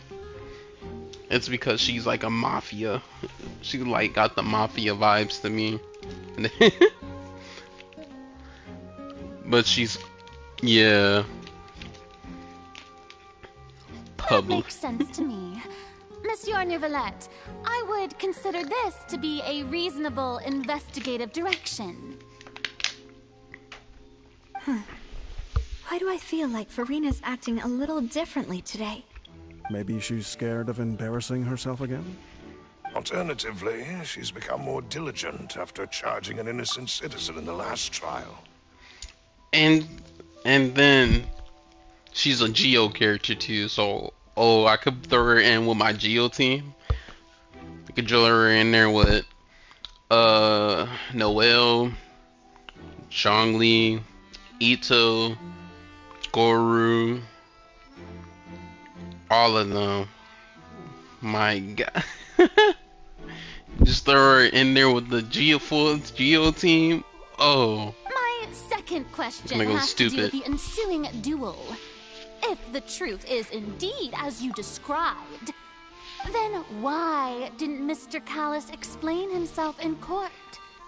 If he had testified that a person had been dissolved, he could have at least mounted a defense. I want her to be a main DPS. She feels like a main DPS, really. Like, I just get that vibe. Her energy and all of that. She feels like she's a main DPS. But if she's a support DPS, oh, that'd be good too. I thought about this too, and the answer is actually pretty simple. He felt there were things that were more important to him. The dissolving power of water from the primordial sea is an important secret for the true culprit of the serial disappearances case. My father could have exposed it for all to see, but he chose to take it to the grave. At that time, Spina di Rosula was in dire straits, and his reputation had already been shattered. He had no guarantee that going forward with the truth would allow the culprit to be brought to justice. What was certain, however, was that it would paint a gigantic target on my back. First female Geo Claymore user. Quit playing with me, bro. That's not true. Noelle was the first. Remember that. Don't outplay Noelle like that. Come on, man. How many times I use Noelle in your world? Yeah. Don't forget about. Boss once told me that Demoiselle had already been selected as the next target of the serial disappearances case. But nah, she's gonna be a great one. What? She'll be the second Geo Greatsword. Oh, not second, third, because Ito's second. If the secret had gotten out, the culprit would have fought an all-out war with Espina right there and then. I wouldn't have been the only one in danger. All of us would have stood to lose our lives. Of course, the guards might eventually figure out the truth of the matter and determine that we were in the right. But what good would that do? How can a hollow verdict protect anyone? Had this opera house ever given my father any kind of confidence in its brand of justice, Spina di Rosula would have had no reason to exist. But by staying silent, we retained the ability to deter our opponents and continue the stalemate. I was able to become Spina di Rosula's president, which made me harder to target, as well as giving me more time to grow and learn. And once I have figured out the truth and stepped up to the challenge, I will do what this opera house cannot and restore my father's truth and honor back to him. So, you mean to say, your father intended to die in the duelist's ring? And then just look at her eyes. I like how they did her eyes just opposite. And it matched with her outfit too. Just, that's so amazing. Like, look at that. That is so amazing. But then my other thing is, like, I know each Archon has like a fake vision. I'm trying to figure out where's her fake vision will be. Like, I'm guessing it's this teardrop right here on her. I forgot what to call it.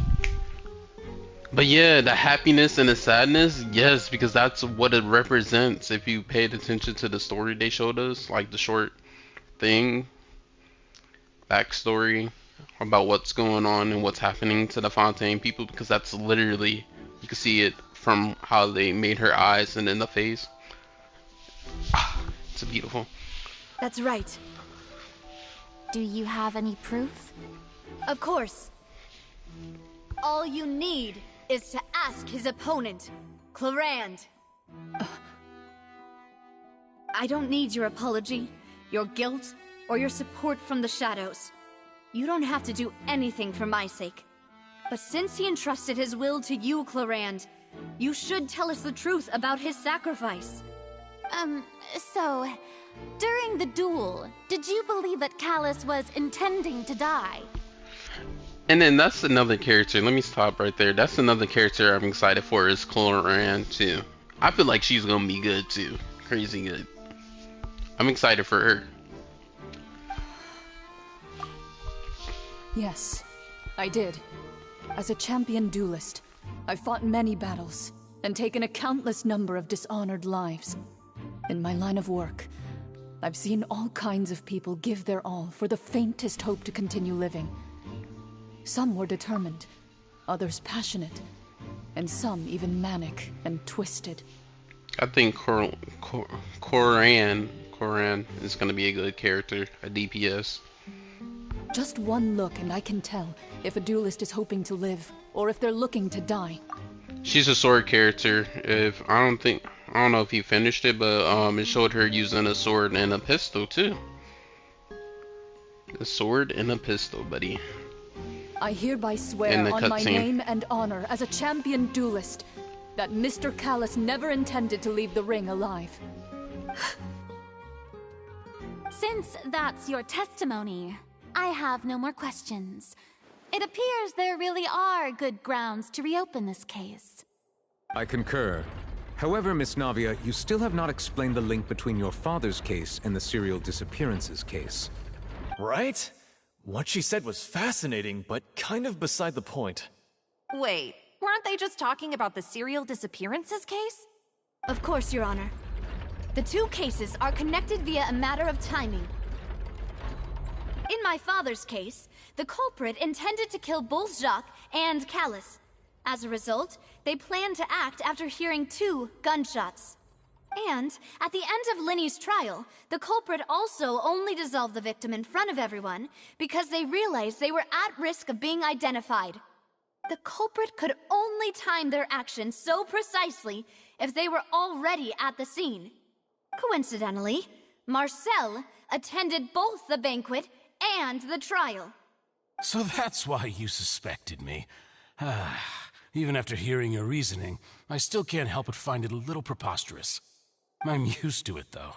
You've always been an impulsive and sentimental child, Navia. It's one of your most endearing traits. No need to appeal to pathos. I won't try to refute your points one by one, but even if everything you just said was true, can you prove that I was the only person present at both events? On top of that, does a person have to be physically present to control the timing? Can't someone remotely monitor the place? Don't know what you can say to that. I know that even with that, you might still think you can reduce the list of suspects with some further investigations until I'm the only one left on the list. Alas, who won't feel at least a little hurt by an accusation of murder from a girl you see as your own daughter? But if I were to dismiss this completely, you'd also think I'm not being considerate of your feelings. Ah well, let Uncle Marcel teach you another lesson. Do you know what the biggest flaw in your reasoning is? I suppose you're gonna tell me anyways. It's timing again. I'm a businessman by trade. From that standpoint, there's no reason for me to kidnap young women. It's a high-risk action with nothing to gain. In addition, I left my home in Snezhnaya when I was young to come to Poisson and work in some trade. My business only thrived when I received Callus's patronage. But the disappearances began before I ever stepped foot in Fontaine. I do apologize, demoiselle. This was my mistake. No, it's not your fault. I'm sure he had come prepared. Is there anything else you'd like to say? Would you like to check the date of my first business license against the first known case of the serial disappearances? You can also take a look at my border entry records, or ask my friends and family when I left Snezhnaya for the first time. Could those records and testimonies do something to appease the unspeakable anguish in your heart? Seems like she got the wrong guy. At this rate, Navia will be convicted for falsely accusing him. I think you've done a superb job of dissecting your father's feelings as he neared the end of his life. But aren't you going against all of his wishes and expectations right now? He wished for you to become more rational, collected, and conscientious, instead of dwelling only on your own feelings. Once you've learned to be more considerate of others' feelings, and to stop rushing headlong into things, you'd have met most of his expectations. This isn't just about me, and it never has been. The biggest difference between me and the rest of the victims is that I still have the ability to search for the truth, while that same agency has long been taken from them. The people whose families were destroyed by synth abuse, the people who lost their loved ones to the serial disappearances, and the people who suffered tragic ends due to their sense of justice. Many people's images are flashing before my eyes. And whose image do you see, Marcel? Is it a man named Vacher? Huh. Oh, so you do know that name. I'm merely surprised you'd suddenly say the name of someone I've never even heard of. I was waiting for you to say that.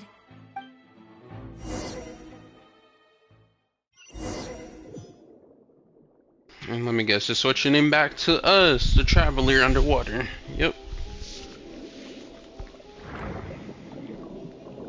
This is so cool.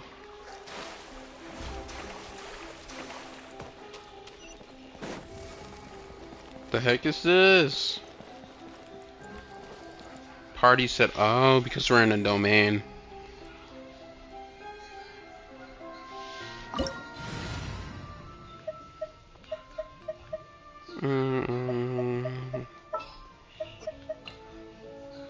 I'll bring a bow character just in case.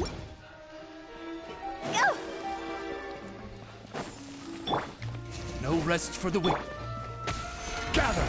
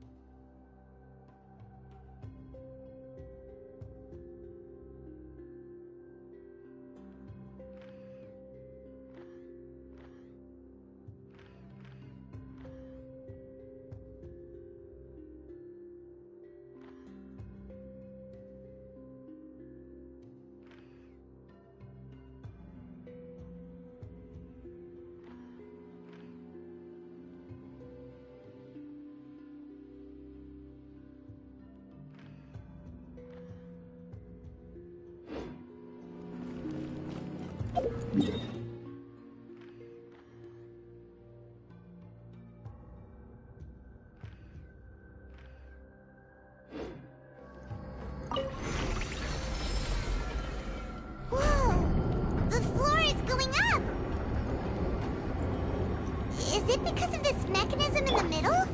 That guy really prepared a lot of stuff for this place.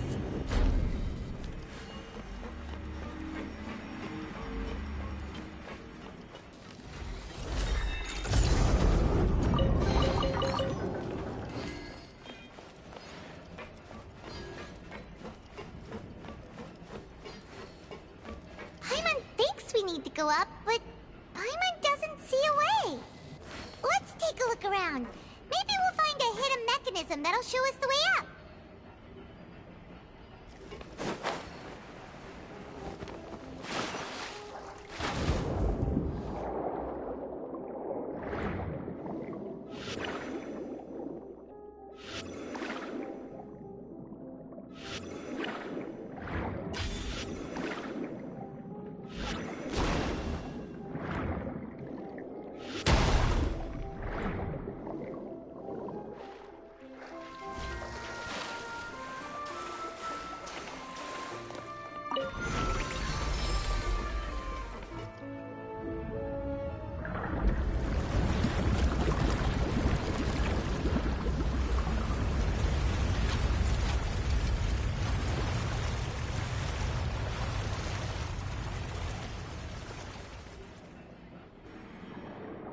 The water level is rising. Now we can swim to the top. But this is still a ways away from where we need to go.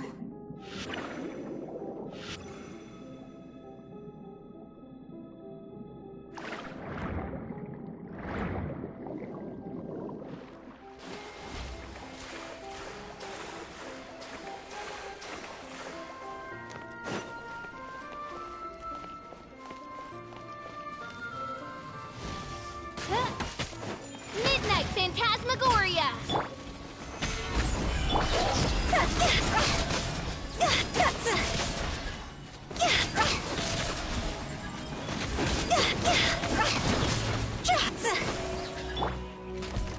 Rise! Order guide you! Oz for beat!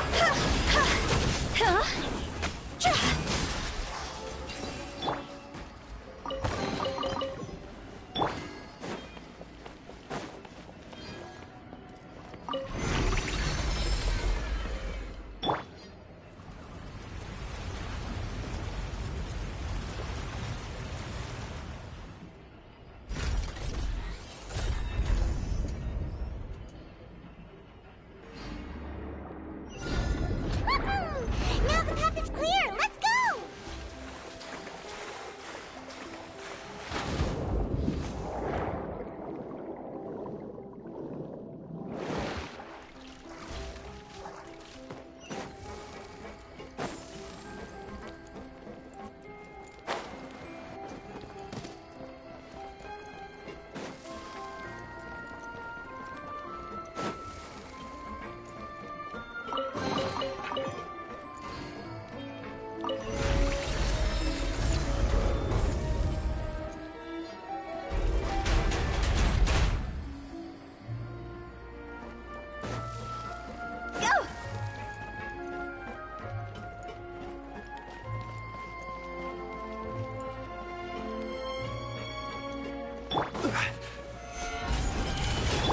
I summon this!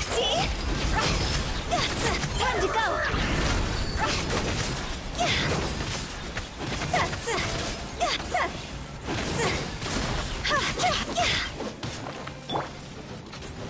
Shadow Raven, let night fall!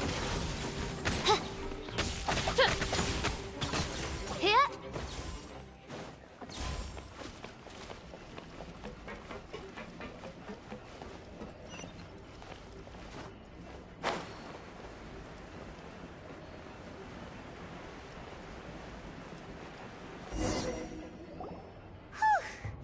After all that, we finally made it to the innermost sanctum. Though, as expected, the mastermind isn't here. That's right. Then let's hurry up and find some evidence so we can get back to the Opera House and help Navia. I hope I didn't take fall damage for that, or else I'd be upset. And I did destroy those guys pretty fast.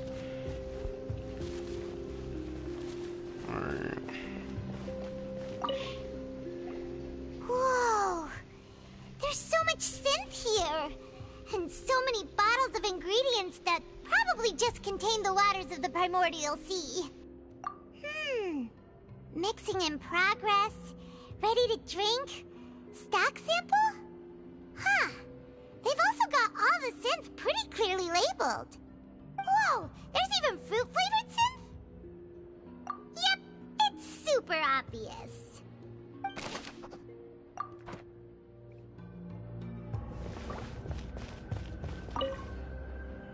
What's this over here? Looks like some kind of place for research. Experiment number 16 aims to verify Jacob Ingold's research conclusions on the primordial sea and use his theory as a foundation to achieve a breakthrough. The experiment was a failure. No individual managed to resurface from the water from the primordial sea. Female specimens 22, 23, and 24 were dissolved. Sorry, Traveler. Paimon will try her best. It's just that Paimon's never read something so scary before. How can someone write something that terrible in such a matter-of-fact tone? You read the rest. Paimon's too scared to keep going. So that's why he did all of these experiments. Wait, did he really think he'd be able to find a way just by dissolving people over and over? That's just insane! Huh? Isn't that the name you heard by the fountain? Paimon thought he was an eyewitness in the serial disappearances case. You mean Vache is the one who did all of these... experiments? So that's it! Vache was no victim, but personally took his lover and... No, that's not it either! If that's the case, why would he want people to resurface from the water? In any case, Paimon will write it all down.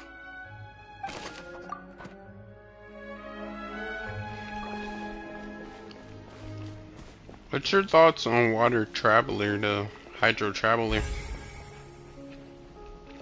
Because I tried out his ultimates and his thing. I mean, he looks like he could have some potential, like, of doing stuff. That's good support for just activating his abilities for freezing characters. And then probably for Animal too, picking up, just applying.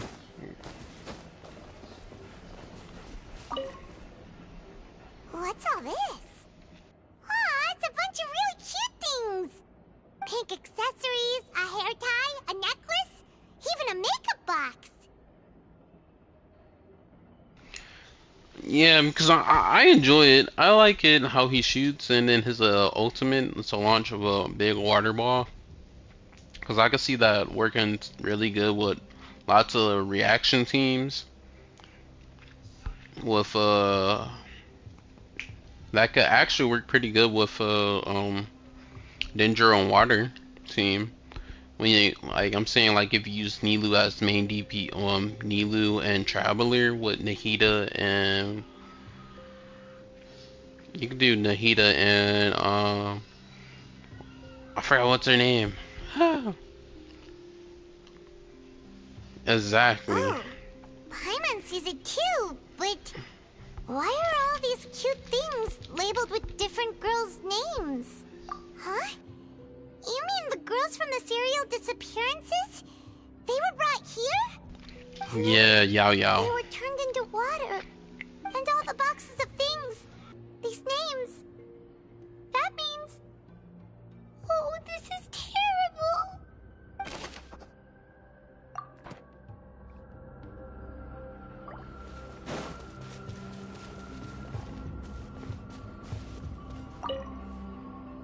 Let's see what's written here. Nothing escapes Detective Paimon's eyes. Callus. Navia's father. Oh, this seems to be an investigation report on him. Yep. It's about finding someone to assassinate Jacques and Callus because of a lack of confidence that Jacques himself would go through with it. This should prove the existence of the third person, right?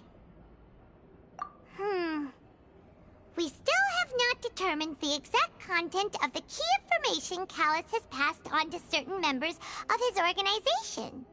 The old dog's a real menace to deal with. Even if he abides by the promise he's made to us, he will still have the upper hand. He can act whenever he wants to make our lives miserable. The only option left is to remove him from the picture entirely. I concur. Let's send someone to kill him.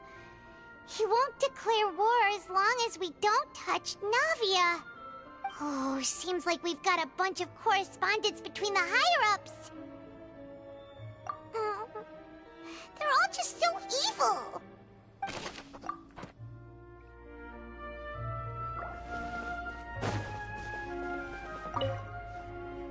Oh, look! There's an important-looking basin over here, and it's full of water. That means this is where they make all the synth, and that special water is the main ingredient. If you dilute it with normal water, you'll get synth, but the pure stuff can dissolve a human. Paimon will take notes on this incriminating evidence. We've looked at almost everything here, and it seems like our theories were spot on. But, yeah, we haven't found anything that reveals his true identity. No wonder even Neuvillette wasn't able to find anything. Whoever it is probably destroyed everything to do with that name a long time ago. That way, even if we bring all this back to the opera, we won't be able to identify the true culprit. Sure thing. Paimon won't admit defeat to this guy either.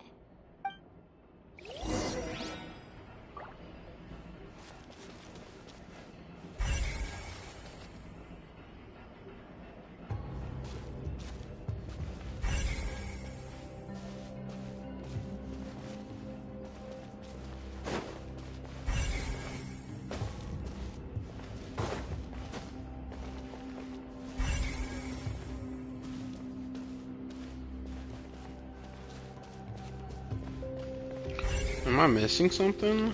Because we hit all the dangs. Or do we have to go back and retrace our notes?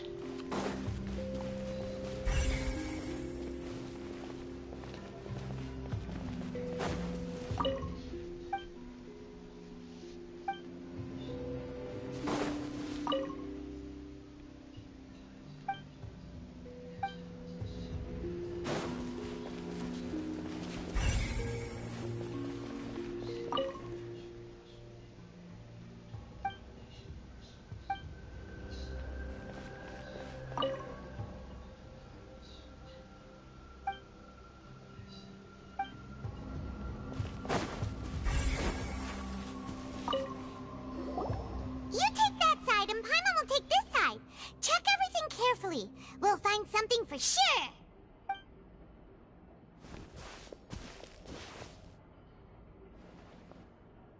Ugh. Nothing at all. And Paimon can't even find snacks either. Whoa, really? Let Paimon see. Vinier. Isn't that Vache's lover's name? Then you found her diary. Let's see. Aw, it's just a normal diary chronicling their love story. She was so sweet, too. Oh, Paimon feels even worse for her now. What the heck? So many! A whole page's worth! But they're all crossed out. Was she unhappy with all of them? The final name she decided on was Marcel. Wait, but Marcel's pretty old. Has this case been going on for so long that he's Vache and Vinier's grown son?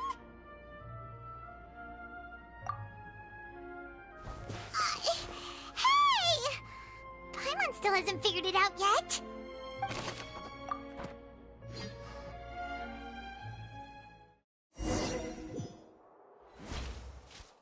And whose image do you see, Marcel? Is it a man named Vache Huh. Oh, so you do know that name. I'm merely surprised you'd suddenly say the name of someone I've never even heard of. I was waiting for you to say that. Navia! We're back! As expected of my partner. I just knew you'd return in the nick of time. Just how often do you intend to flout the rules of this court? It's all right, Monsieur Nervalette. Given their confidence, I expect they've found the crucial evidence.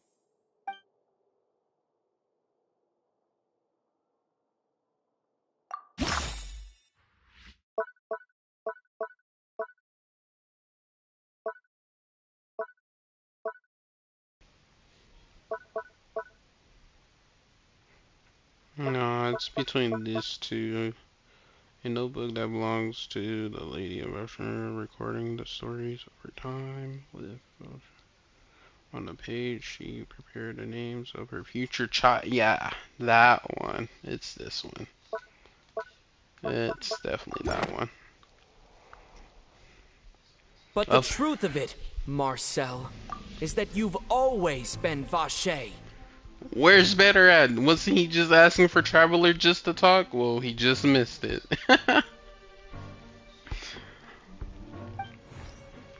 Huh?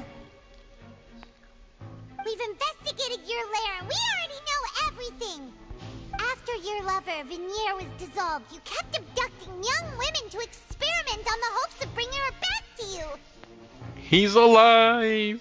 He's alive! My boy spoke one sentence and was like, alright, I'm gonna be quiet now. You even created Marcel as a new identity and destroyed all records of your past as Vacher. So that's it. Even the villains in opera performances rarely go that far.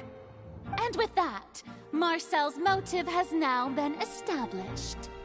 This information regarding your past also dismantles your prior timing defense. Well, Marcel, do you know where you went wrong? You fixated your gaze on the lover that passed away, instead of paying attention to the living people around you. So, you never noticed how we changed, or how we grew as individuals. You also never understood Boss's real expectations for his daughter. Or our determination to see things through. Your determination. Mr. Marcel, please speak up now if you would like to defend yourself. Otherwise, the trial will move on to the next stage. Do you really think I wanted to do any of this? Pay attention to you? What for? Have you ever paid attention to me? Ever empathized with my pain? Ever known how it feels to watch the love of your life dissolve right in front of your eyes? No one helped me. No one even believed me. All those decades ago, even the officers from the Maison Gardiennage were laughing at me. They said there's no way a human being can turn into water. So I must have gone mad from grief. Vinier's death was brushed away by all of you as if it didn't matter at all. Well, now you know, don't you? Ha! Well, it's too late now. All those who were dissolved are gone forever. You only have yourselves to blame. You set up this ornate opera house in pursuit of your so-called justice, your beloved drama, while turning a blind eye to the suffering of the people. Venier is dead. We promised each other that we would always be together. Wherever she goes, I will follow. But I'm not from this blasted place, so I can't be dissolved, no matter what I do. Hey, is that water from the primordial sea that he's drinking? I can't dissolve! Can't dissolve! Can't dissolve! Hello. How are you doing, Zoe? Do you all see? I can't go! I can't follow! So if I can't go where she is, what choice do I have but to try to bring her back? I did all of that, and in the end, that accursed Callus still got the better of me. I spent my entire life living on pins and needles, only to get stabbed by his idiot daughter at the very end. The suspect is exhibiting signs of mental distress. Guards, please restrain him. Don't touch me! Don't anybody come near me! I still need to save Vignier. I promise. We made a promise. Vignier. Vignier! Please, Vignier. Don't think badly of me. All I want to do is fulfill our promise. At this point, the verdict of this trial is clear. With Mr. Marcel's conviction, the charges against Mr. Tartaglia no longer have any basis. Fine by me. I was in a bad mood, but after a show like that, I'm actually feeling pretty good. Traveler, please submit all the evidence you have collected to the guards, so that I might review and summarize the truth behind the serial disappearances case. Oh?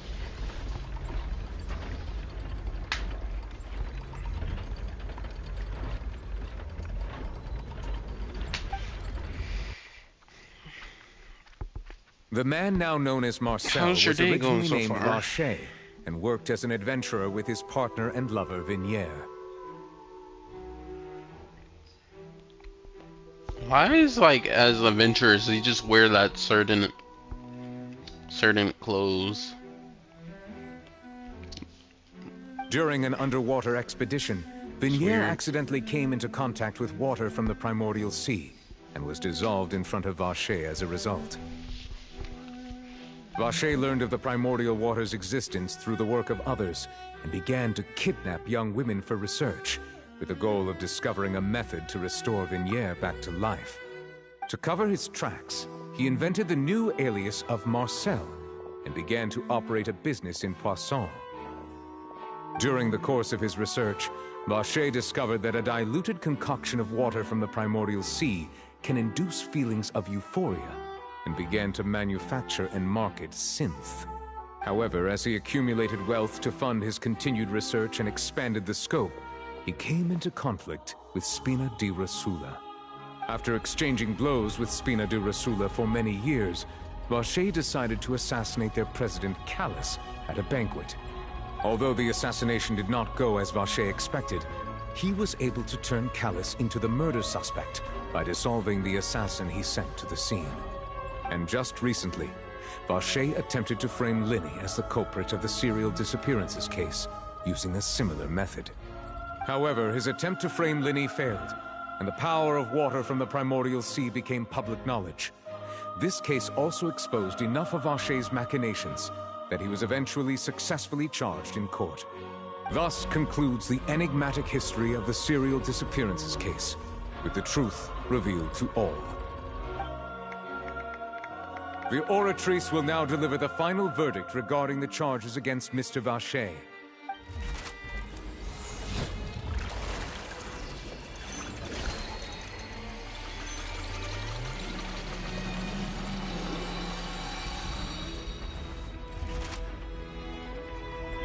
According to the judgment of the Oratrice Mécanique d'Analyse Cardinale, Mr. Vacher is guilty.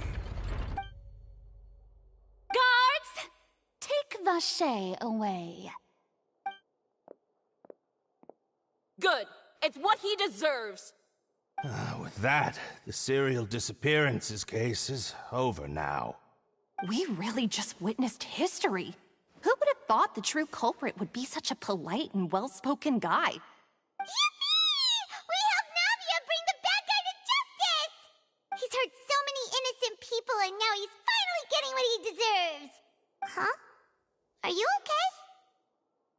okay? Demoiselle, you were absolutely brilliant. The day our late boss had always hoped for has finally come. You can rest easy now, knowing justice has been served. Yeah. It's finally over. It's all thanks to you guys. And my partner. See, Papa? Spina di Rosula's still doing well with me at the helm. Well now, hasn't this been a most delicious piece of drama? The villain has been caught, justice has been served, past wrongs have been righted, and it's a big ol' happy ending. Since it's been such a great show, I'll just let the false accusations against me slide. Either way, I've still got some business to attend to. So, if you'll excuse me... Please wait just one moment, Mr. Tartaglia. Ugh, what now? None of this has anything to do with me. According to court protocol, since this trial was initiated due to a charge against you, a verdict must also be made regarding the initial charge before the trial can conclude. Oh, come on. Is this really necessary? Haven't you already caught the real criminal? Isn't it time for side characters like me to exit stage left? Please respect the laws of Fontaine. This has always been the rule. All right, but this sure is a lot of hassle. All I need to do is stand over there, right? Let's just... Through evidence presented in the public trial that was just held, it has been established that Mr. Tartaglia has no direct connection to the serial disappearances case. The guilty party has been identified, and thus it is logical to suppose Mr. Tartaglia is innocent of the charges. We now turn to the Oratrice Mécanique d'Analyse Cardinale to render the final verdict on the charges.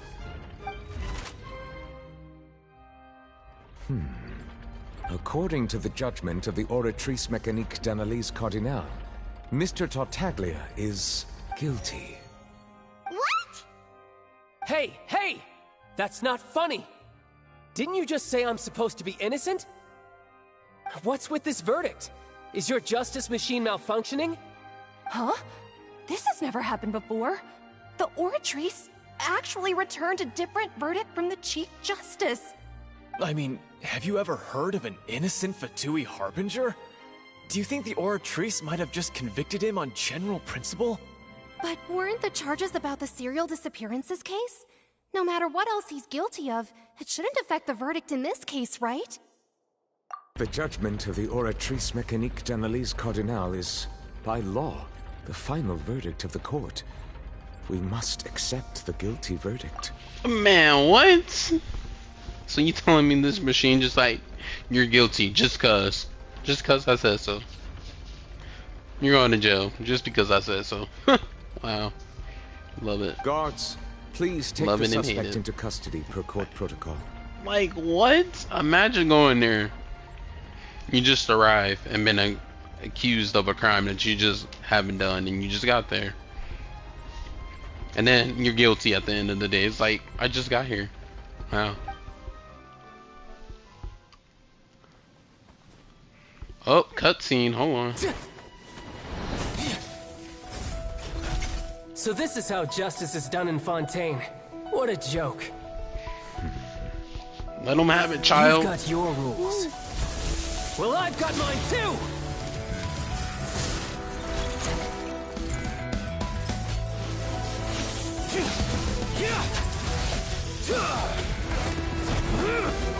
Yeah, he has to use his vision. I mean, not his vision. His other powers, because we got his vision. So he can't use his water powers.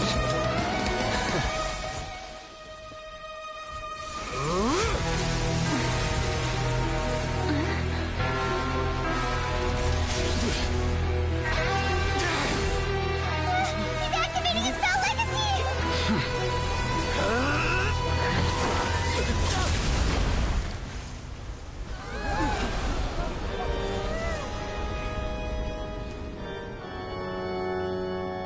I am sorry. Hey, yo. If you have been wronged, we will find the truth.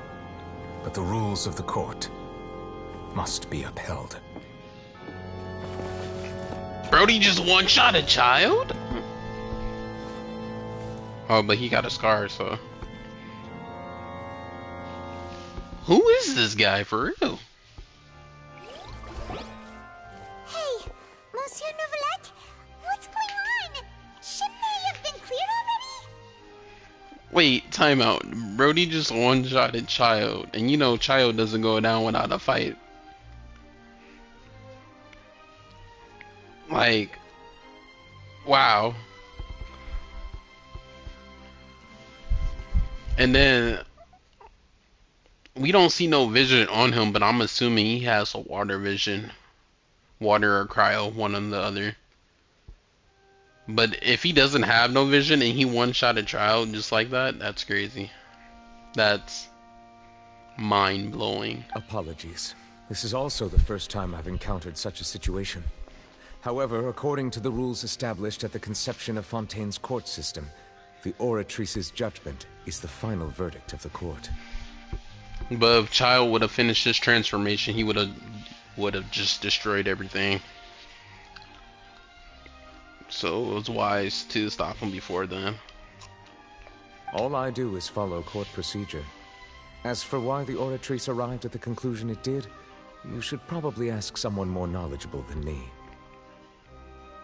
And we still have his water vision because he gave his water vision to us.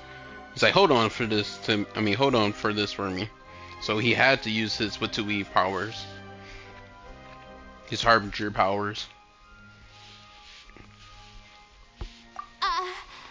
Why are you looking at me? I had nothing to do with it! I don't know what happened there either! Hey, stop staring at me! What does Lady Farina mean by that? She says she has no idea either, but that's impossible. Didn't she create the Oratrice herself?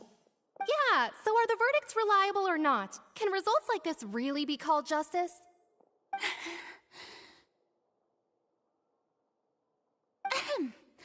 My dearest citizens, did you really think we'd allow an incorrect verdict to be handed out in this court? Did you really believe that the judgment could be mistaken or be the result of some sort of random mishap? Don't tell me you thought even I had been blindsided by the Oratrice's result. But the way she looked just now, it was pretty obvious she had no idea what was going on.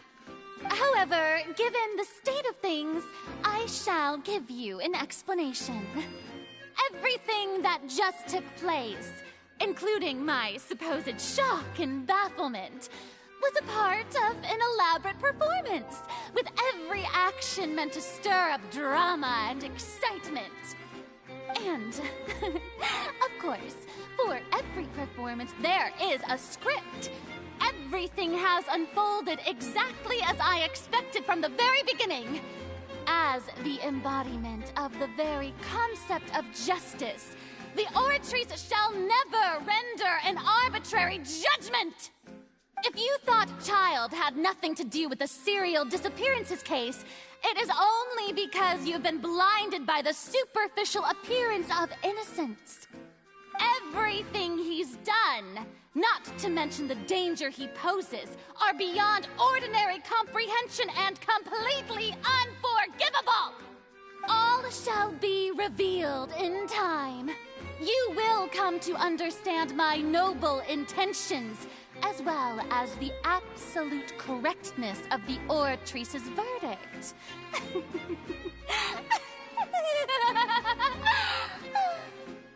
Now, having said that, although I hate to leave things hanging in suspense, it is now time for this performance to end.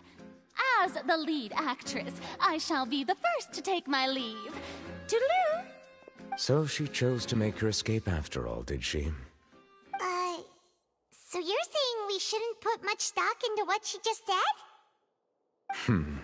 She probably just put on that performance to save face. As for the truth, it's unlikely that she actually has any idea. However, please be assured that I will continue to investigate this case in a personal capacity. Just as I promised, if the judgment has been incorrect, we will do our utmost to clear his name. All right. Even though we feel pretty badly for him, we'll take your word for it for now. After all, he's done plenty of bad stuff, so he should have known he'd go to prison someday, right?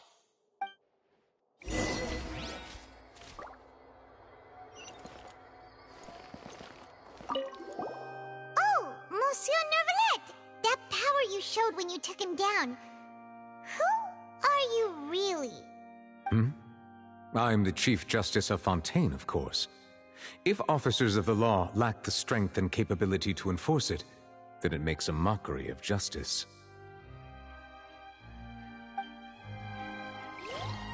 Is that all he has to say? He ain't gonna tell us what else? Nah, that man's hiding something. Brody just one-shotted Child, and Child is strong. He's no joke to be playing around. But nah, there's something off about him. Not off, but like, just that power.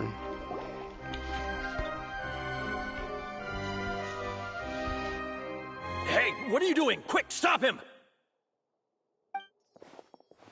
Traveler! Hey! Traveler! Marcel! What are you doing over here? Stop resisting arrest! Cease, or we'll add another charge to the list. No, wait! I just want to ask the Traveler something. I'm not looking to run away. Please, just let me ask this one small thing. Go on. Thank you. I was being led away when I finally realized something. Where did you first hear the name Vache? I erased all records of that name. So, unless... Are you still trying to prove your innocence? Give it up. You've already been convicted. Really? You did? You're sure? You met her? But how could that be? How did you manage to do it? The Fountain of Lucine? Then she's been so close to me all along. And I just never... Please give me a chance to talk to her again. Just let the Traveler take me to the fountain to see her one last time. This is the last request I'll ever make in my life. You can do whatever you want to me afterwards. I don't care. What? Give an inch and you want to take a mile? Do you think serial killers get to make requests like that? Paimon agrees. Why should we give him what he wants when he's only done a ton of super terrible things? This request, is it worth as much to you as your life? Of course! Wait, no. It's worth even more than my life. Does who have a primordial eye? Who? Who are you talking about? Marcel? Or are you talking about the... I forgot that dude's name. The judge. We're just gonna call him the judge, because he's the judge of every case. The guy that one shot. I don't know. I don't know if he has the primordial eye. Humans. Will they betray the instinct to live just to satisfy spiritual needs? I don't know what this guy got, because I looked at him and I don't see no vision, unless if he's hiding his vision and it's gonna show later on, or he's just has some other method of power, or he just got good physical strength. Like, because that dude just one-shot a Child. He one-shot a Child, and you know Child ain't no joke. He ain't gonna get one-shotted and just be done with like that. Very well. I will grant your request. Your Honor, I fear that... I will go with him. You do not need to worry about any escape. In that case, I shall leave him in your most capable hands, Chief Justice. Thank you, Your Honor.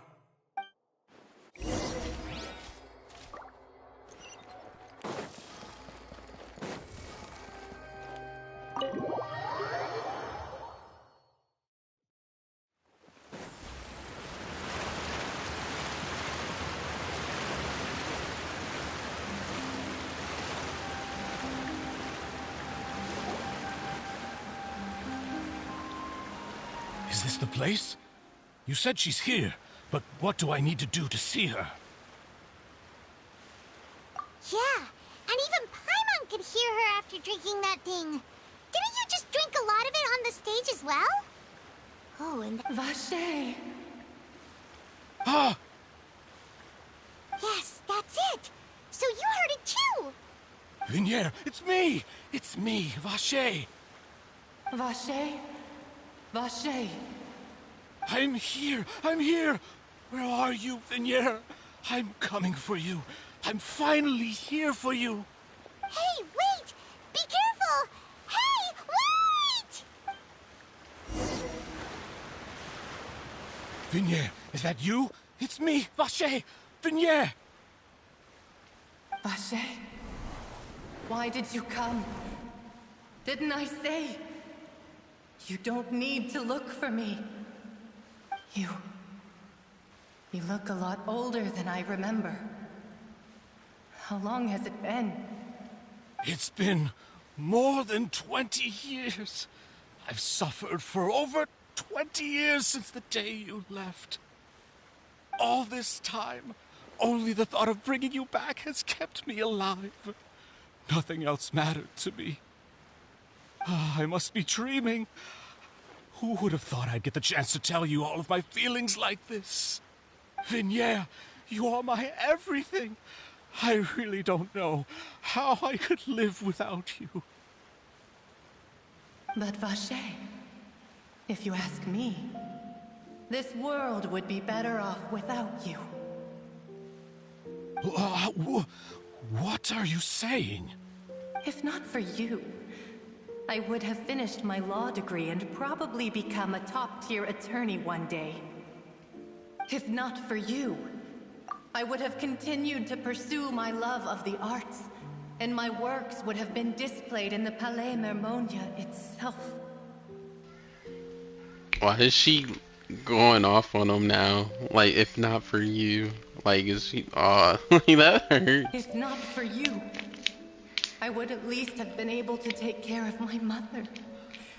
And she would not have grown old and died alone, with nothing but the tears on her cheeks. It's all because of your selfishness, Vache. It's all because of you. Oh. You... Wait, you are not Vignere. Who are you? You're right. I am not Vignere. I am the sacrifices. Oh. Every woman who died by your hand, as our bodies dissolved, our consciousnesses flowed back to the primordial sea. Oh. Our thoughts circulated endlessly within the primordial sea, and we were no longer individuals, but we became one, just as streams of water come together in the sea. Oh my god, it's the Witness 2.0. I'm Cressy. I'm Lemony. I'm Azine. The only one I am not is Vignere. Why? But then, where is Vignere? She doesn't want to see you anymore. Every tendril of her consciousness is avoiding you. This is what you get for your selfishness. Your selfishness robbed us of our lives and our futures. You said time and time again that you'd do any and everything for her. But did you ever consider whether she'd want to see you do the things that you did? If she would despise you for what you became?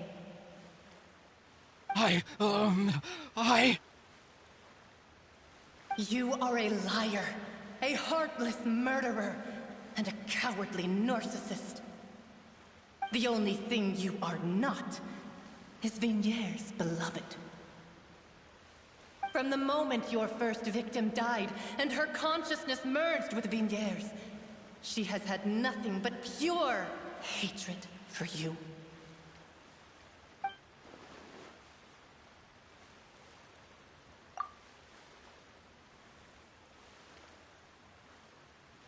No! Vignere! She can't hate me. Let me see her, please. Have mercy. You still don't understand.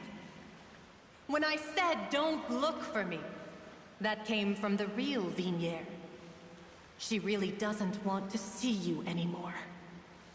But on top of that, she also said that because it's her final drop of pity for you.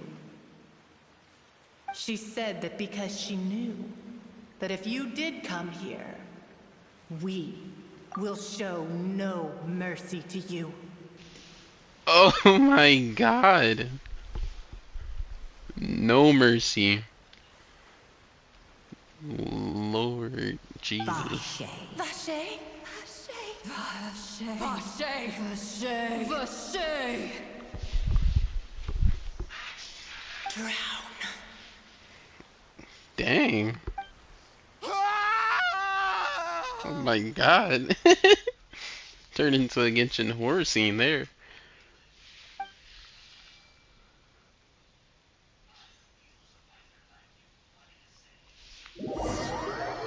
Several days later.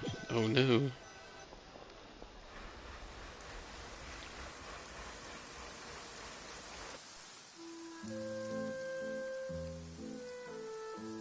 Finally, we have some time to do shopping.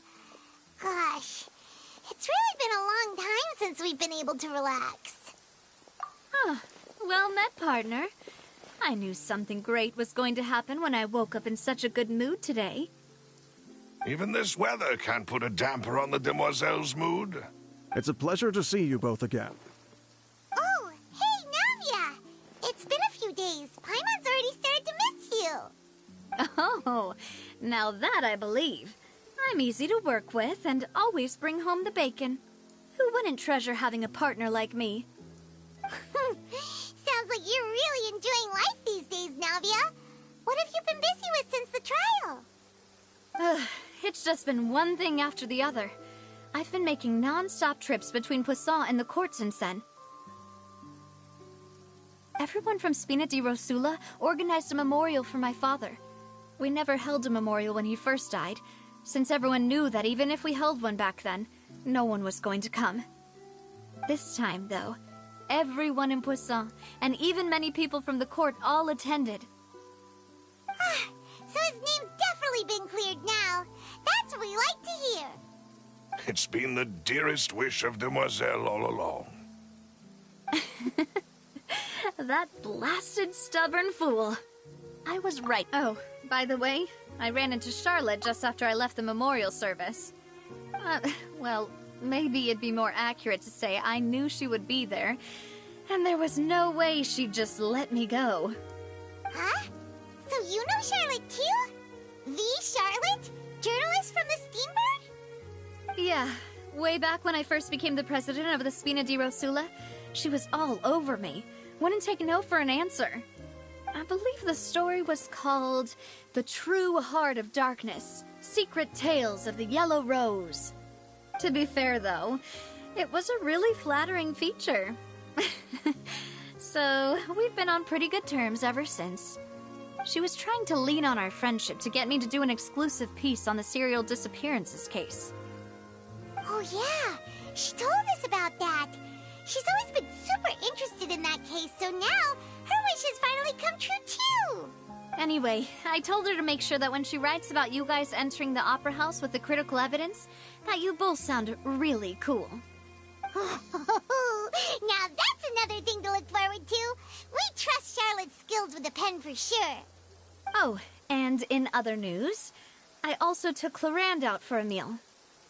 Oh, are you two on better terms now? While you were investigating Vache's headquarters, Clarand gave testimony on my father's behalf. It was thanks to her that we were able to turn the tide. I wanted to thank her. I mean, there's also no point in being awkward all the time, so we took the chance to reconcile with each other. Oh, that's great. Paimon also thought Clarand wasn't actually a bad person. It's always good to have more friends. Anyway, now that the case has finally been solved, perhaps it will slowly begin to fade from the public consciousness.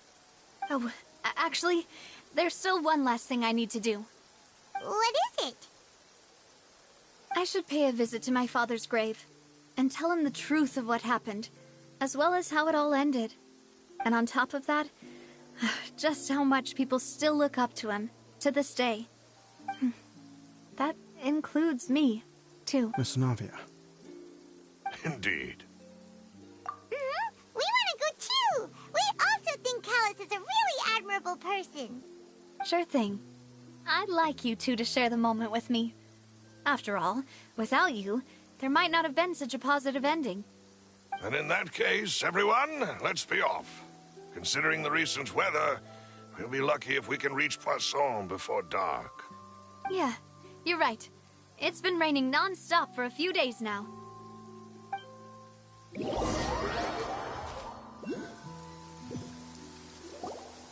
Huh. This is where my father's grave is. Huh? There's someone there already. Wait. That figure. It can't be... Hmm? Isn't that Nervalette? Why would the Chief Justice be here? Huh? Navia?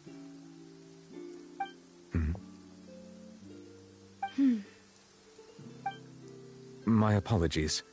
I should have asked before coming to pay my respects. Don't say that. Sorry about that. Oh, I was trying to say there's no need for you to apologize. I wanted to show my father how much I've grown, but still, I doubt I've grown to the point that even the Chief Justice would feel compelled to apologize to me over and over. In that case, I will stop apologizing for now. You really could use some pointers on understanding human emotions, Monsieur Nervalette. In any case, why did you come to Poisson? Well, ever since that day, I've been turning a question over and over in my head. There was once a time when I didn't want to believe that there could be anything more important to humans than life itself. Oh, rather than that, it's probably more truthful to say I didn't believe humans were capable of resisting the most basic instinct of living things. That they could rebel against their own nature, or consider certain things to be more important than their own lives. Which is also why I didn't stop your father from beginning that fateful duel. I believed that a truly innocent man would never throw away his life like that. That there was nothing, should have been nothing more important than one's own continued survival. But Mr. Callus proved me utterly and decisively wrong. If not for his sacrifice, the serial disappearances case would have remained unsolved to this day.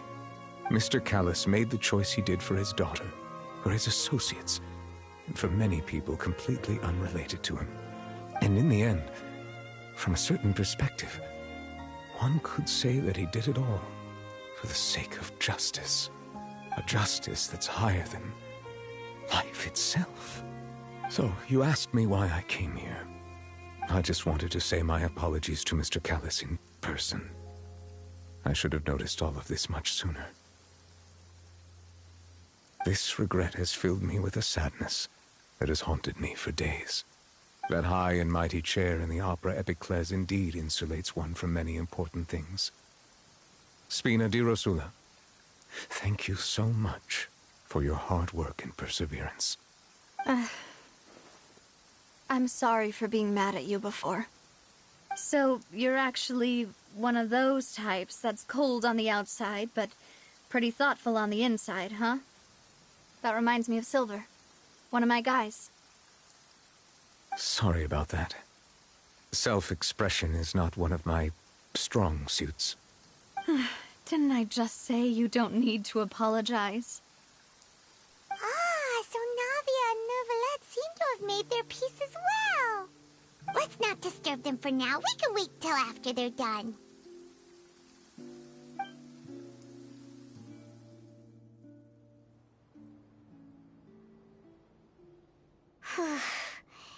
Paimon's never paid respects at someone's grave before. Did Paimon do anything rude there? Huh? Oh, Paimon didn't know that was a thing. But Paimon doesn't know what she would do if she can't fly. Oh no. Paimon hopes Miss Navia won't be too mad. Anyway, Nervalette is still standing around there. It's not often that we can catch him alone like this, so why don't we go talk to him for a bit? If we can't talk to Lady Farina, we can at least talk to him, right?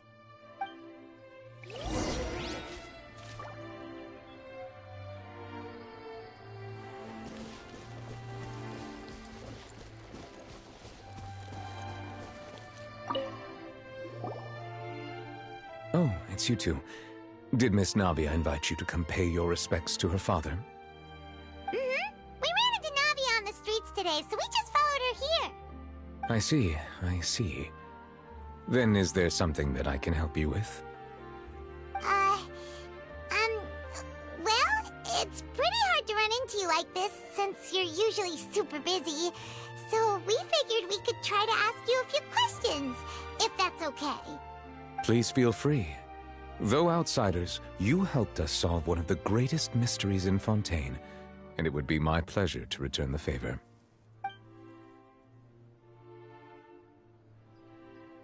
So, at court, the bad guys referred to that special water as water from the primordial sea, but what is it really? Truthfully, that name is already quite accurate.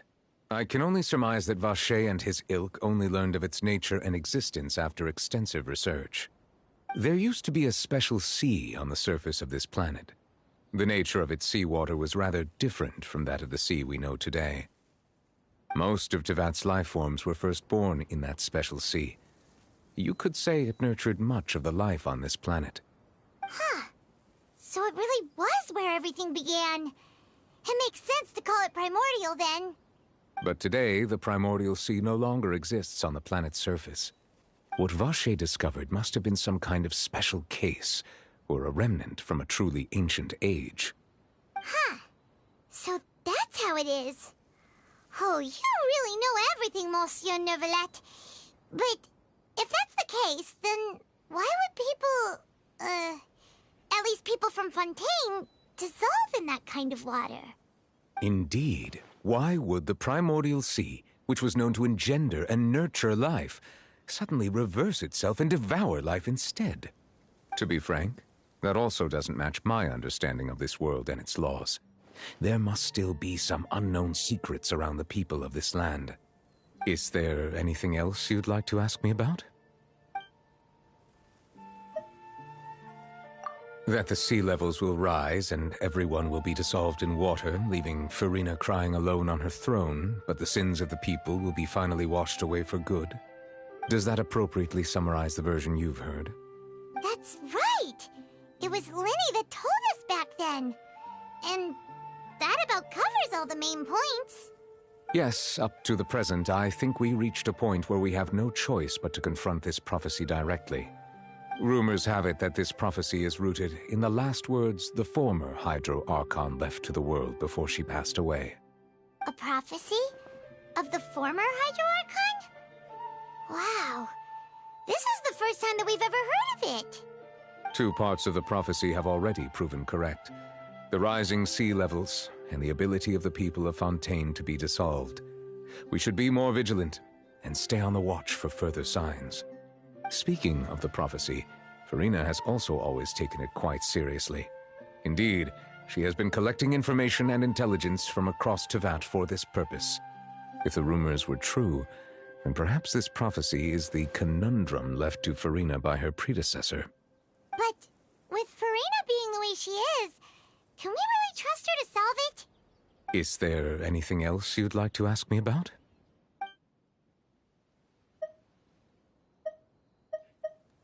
My apologies. My investigation has still not reached its conclusion. However, I still believe the judgment of the Oratrice was not rendered arbitrarily. But you also said you thought he was innocent. For many years, I have been quite aware that the Oratrice does not simply mechanically repeat the verdict that I give on each case. As a divinely created mechanism, the people's unified faith in the concept of justice is integrated into it. Not only can it produce the incredible power of indemnitium, but it likely also possesses other traits, such as self-awareness. Which is all to say, I have been prepared for a situation like this for a long time. Huh. So when Lenny told us that he heard a human voice from the room where the Oratrice's core is stored... I was not aware such a thing had occurred. Perhaps that could serve to prove my conjecture. I will add that to the list of items to investigate. In any case, I am inclined to believe that the Oratrice does have a methodology all its own. We just do not have enough information. Based on Farina's reaction, I doubt even she had any idea what was going on. She managed to bluff her way through it, though, with her time-tested twin tricks of bravado and drama. While we do intend to get to the bottom of this, For now, we regret to say that the Fatui Harbinger will just have to bide his time in the fortress of Meripede.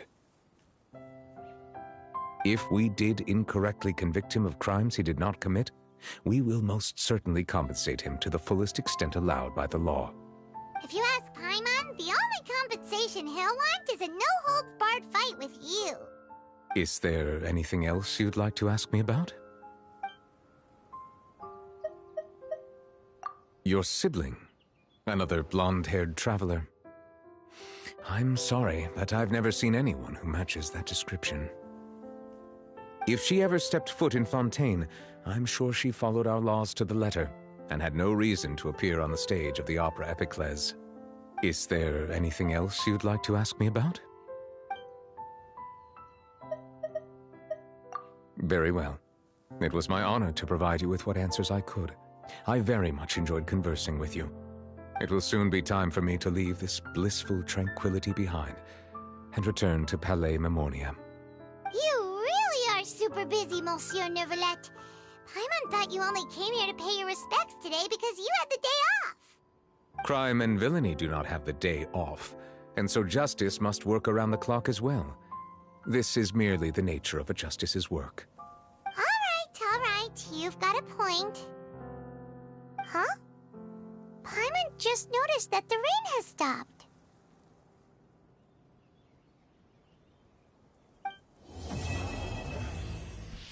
That'll probably be the end of all of the quests. Except for, what's his name? Side mission.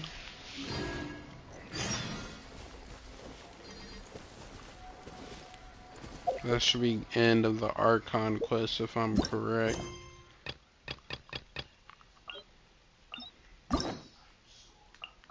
And then I'll just have to do Lenny's thing.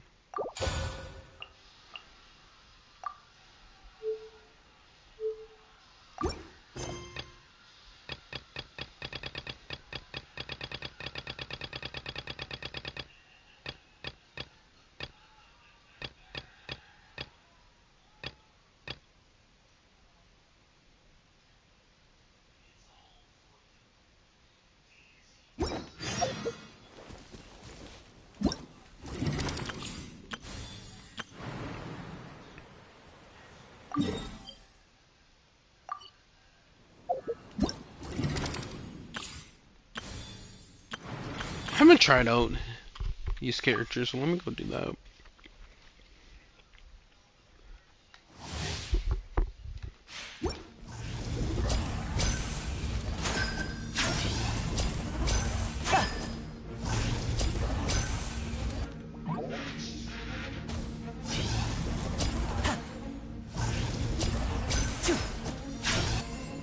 And voila!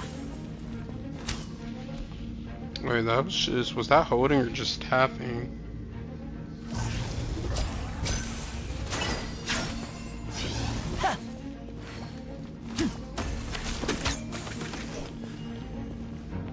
Wait, so what is this time?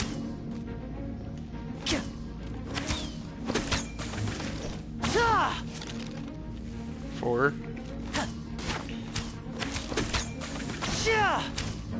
Okay, so he has 4. That gives him HP. Okay.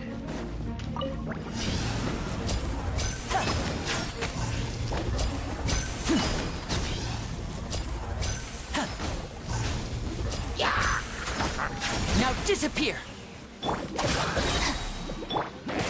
Teamwork is trick! Boba, get them!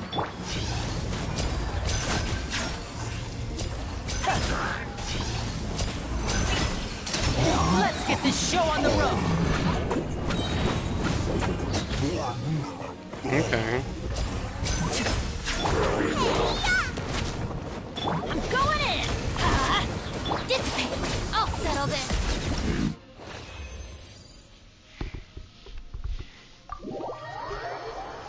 Interesting.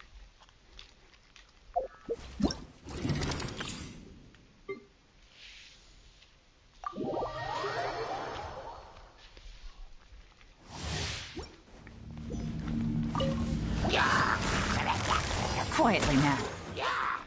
Nice and spicy! You're in for a little shock. Things are about to get dicey.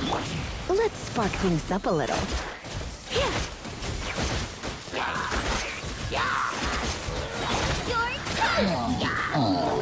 This will be frozen in time. Busted. Here comes the catch. Take it easy. Try not to enjoy this too much. Cool it. Oh, so sorry. Boba, get them! Hey, Gotcha.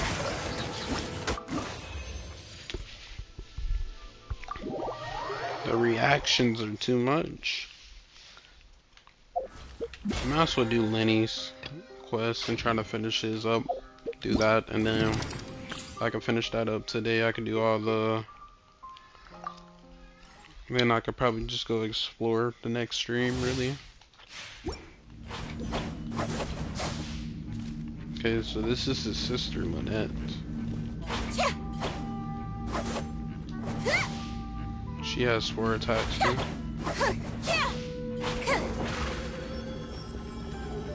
surprise! That's pretty cool.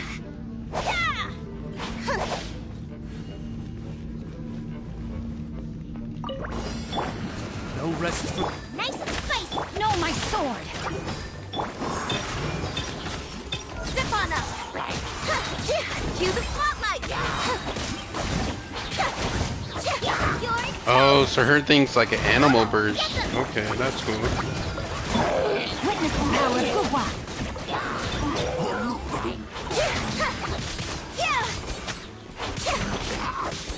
As you wish, mein Fräulein. Be amazed!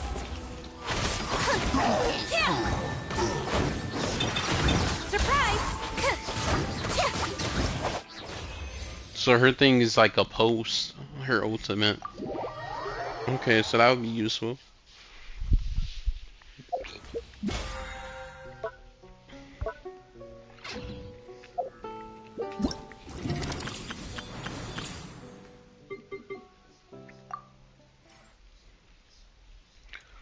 That indeed will be useful. Adventure time!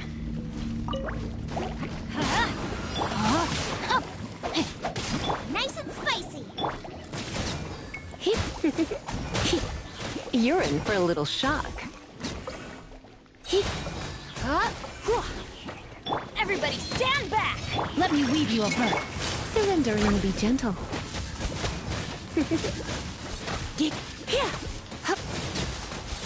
You're in for a little shock. You've been a naughty boy. I'm going in! Let's light it up! Witness the power of Gugwa! Rain outlines your... Nice and spicy! Let's spark things up a little. Teamwork is dreamwork! Huh? You're toast!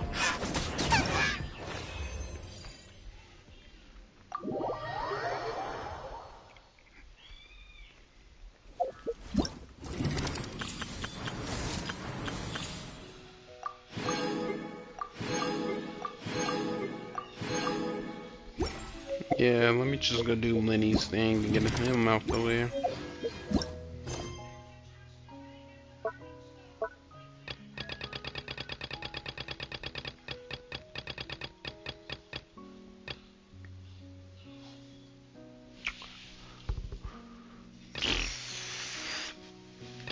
I think this is his... No, that's in Leeway. That can't be his.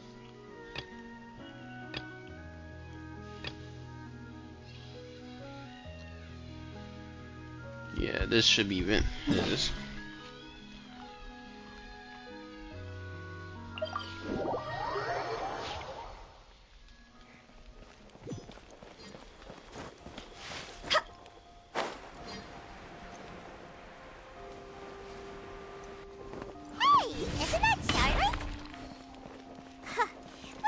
Running into her. What's she doing this time? Oh, looks like street interviews. Paimon has a funny feeling feeling that we might be in for an interesting time if we go check it out. Shall we? Yes. You gotta find that balance between flavor and... I see.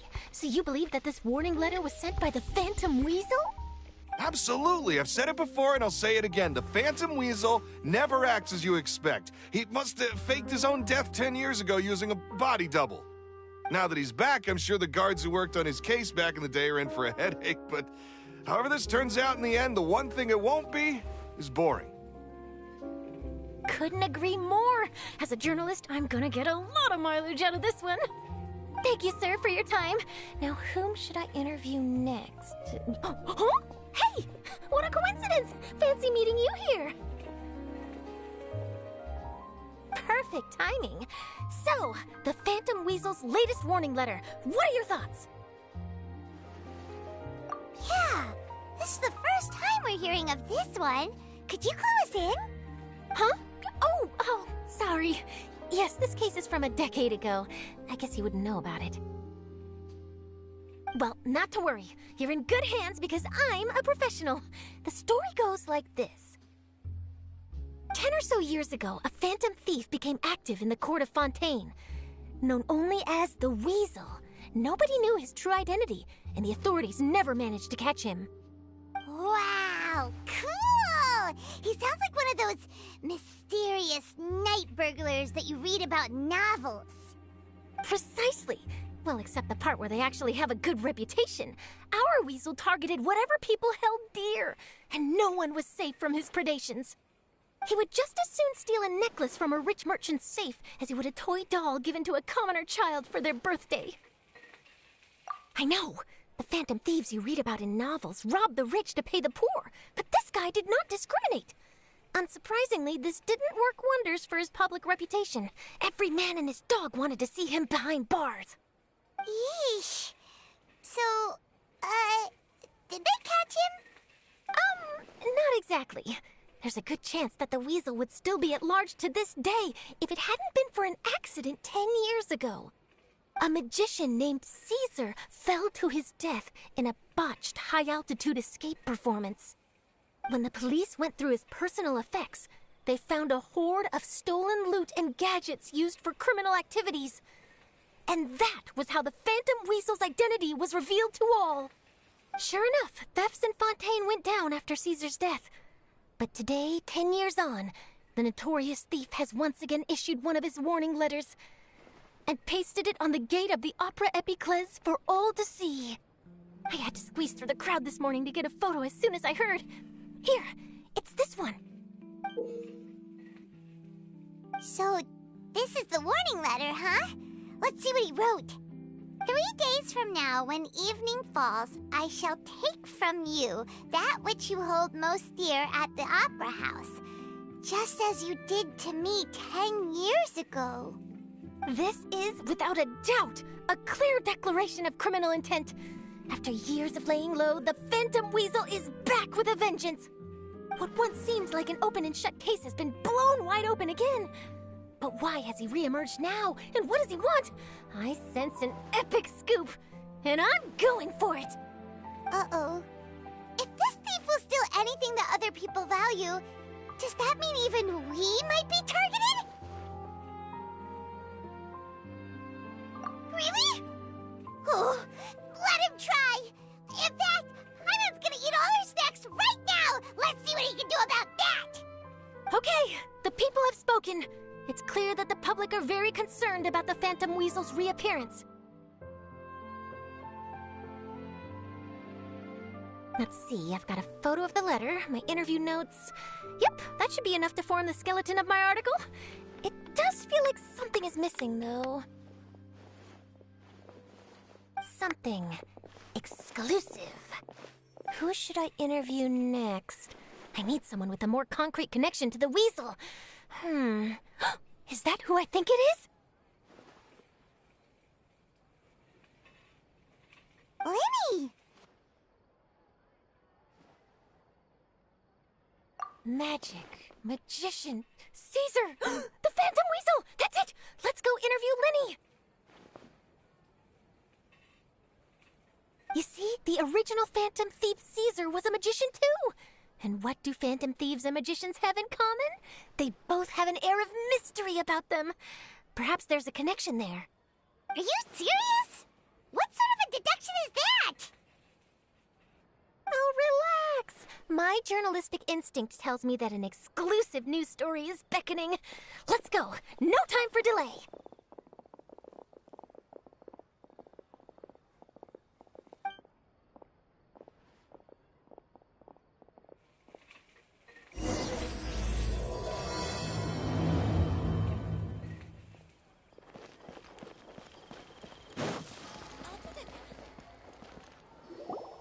Wow, Mr. Magician! How did you know which card I picked? Oh, it's simple. Come closer, and I'll let you in on my secret. Magicians have a special skill called telepathy, which means we can read other people's minds. Really? Then, what am I thinking now? Well, first you need to relax, because I can see that you're clenching your fist in your mind, as if to say, no, I mustn't let him guess it. Aww. And now you're getting a little flustered. You're trying to find a way to empty your mind, to think of nothing at all. But the more you try to hide a secret, the easier it'll come out. You snuck out from home today, didn't you?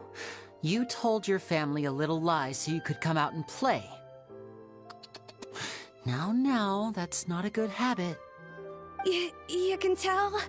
Oh boy, you really can read my mind. Of course. Oh, and that's the end of my performance. You should really be heading home.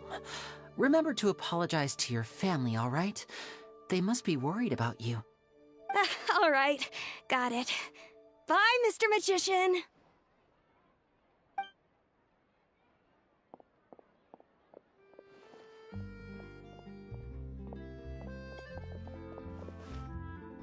Hey, Lenny? Why, hello. We meet again. Are you looking for me? What's the situation? Well, why don't you guess, Mr. Telepathic? Oh, please. You didn't believe that spiel, did you? The power of telepathy is quite beyond me. I'm sure that child would beg to differ. Seemed like you were right on the money. That was nothing more than a little trickery. I made an educated guess based on his micro-expressions. That, plus the fact that he was the only kid here without his parents, and he looked as guilty as sin. He made it easy for me. You guys, on the other hand... Let me guess. Don't tell me you're here for the Phantom Weasel, are you? Wow! Got it in one! Wait, really? No trickery this time. It was pure luck. His warning letter's been the talk of the town, so I figured that maybe you were asking around about that. Bingo! I plan on writing a column reporting on the latest news about the Phantom Weasel. So, Lenny, what are your thoughts on this infamous thief's reappearance? To be honest, it makes me angry. Angry? Why? You read his letter, right? The Phantom Weasel claims he's planning something in 3 nights' time at the Opera House. That's the night I'll be performing there. Huh. What are the chances? Wait a minute, you don't think he's after you, do you? Well, if he is, then his warning is clearly a direct challenge to me personally. And if he's not, then it's still going to be a huge headache for me. The mere mention of the Weasel's name is enough to scare people off. So once the contents of that letter get out, barely anyone will be showing up to watch my show. But I've been preparing for this for a long time. I'm not about to let him ruin my big day. This leaves me with only one choice. I have to expose the Phantom Weasel's identity before the show begins. Really? So what you're saying is, we might get to see a live duel between a famous magician and an infamous thief? Wow, this has exclusive written all over it. To be honest, I'm not sure if I'll emerge the victor. The Phantom Weasel is a notorious crook, infamous for his inscrutable methods. You're being far too modest, Lenny. I think your magic tricks are even more inscrutable than those of a thief. Thanks for the compliment, though I have to say I don't care much for the comparison. A lot of people liken magicians to thieves because we both have the ability to make things disappear without the person noticing. But there's an important difference that these people overlook. Allow me to demonstrate with a quick magic trick. Here, I have a flower, just an ordinary flower that was picked not long ago. Watch it carefully now. 3, 2, 1. It's gone!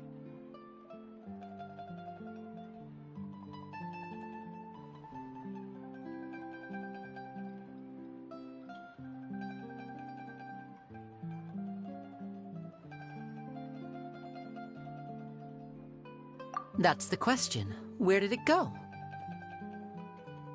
Therein lies the difference between us. Thieves make precious things disappear, but only magicians make them reappear. If I could now invite you all to check your clothes, there might be a surprise in there somewhere.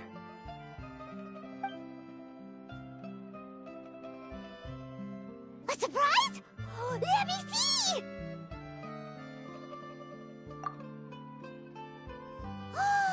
It's right there! But how? You haven't moved this whole time!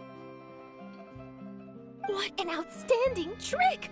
Sorry, Lenny, it seems that my previous praise was woefully inadequate. Clearly, magic is the superior art form to theft. Don't worry, I didn't take offense. I just wanted to take the opportunity to perhaps change some of the preconceived notions you might have about magicians. Since Caesar's death, a lot of people associate magicians with criminality. It can be quite frustrating.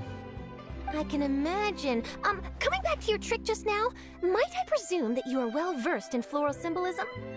For example, magicians often use rainbow roses in their flower-related performances to represent passion and romantic encounters. But you used a Lumidu spell, which, if I'm not mistaken, allude to separations. I'm curious to know if there was any deeper meaning behind this choice? Impressive knowledge. It's no wonder you're such a successful journalist. But I'm afraid I don't know the first thing about floral symbolism. I'm just in the habit of using Lumidu spells in my magic. It sounds like something I should look into, though. I'll buy myself a copy of Fontaine's Floral Language Facts when I have some time. But it'll have to wait until this phantom weasel business is behind us. Well noted. In that case, this brings us to the end of our interview. I, for one, am looking forward to the final showdown between you and the thief. Please feel free to get in touch to update me on any further developments. Otherwise, I will of course see you at your show in 3 days' time, but let's hope the Phantom Weasel is caught by then. If there's nothing else, I'll be off. You've given me lots to work with here, and I've got no time to lose if I want to write that exclusive piece. I'll see you all later.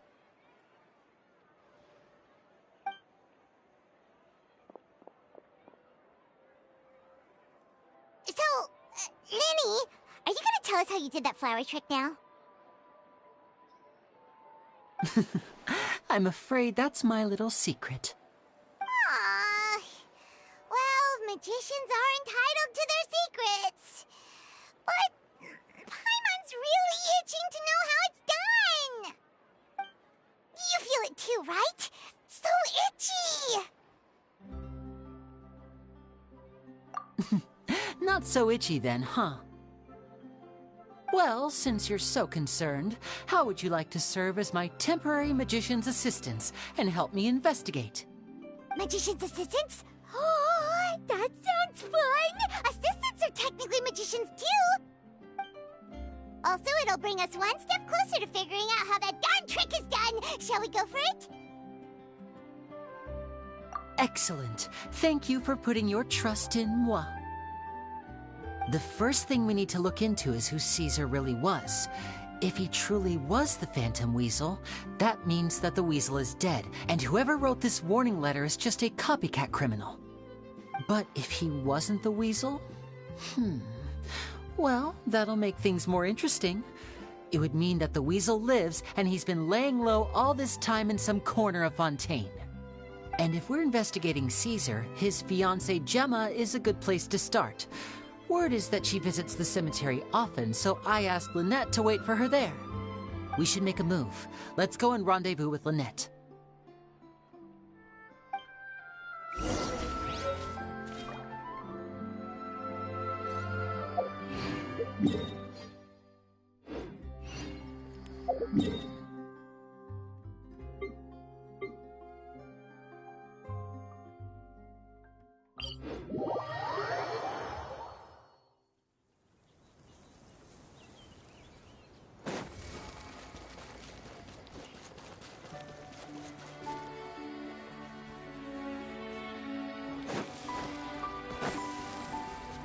With the wind.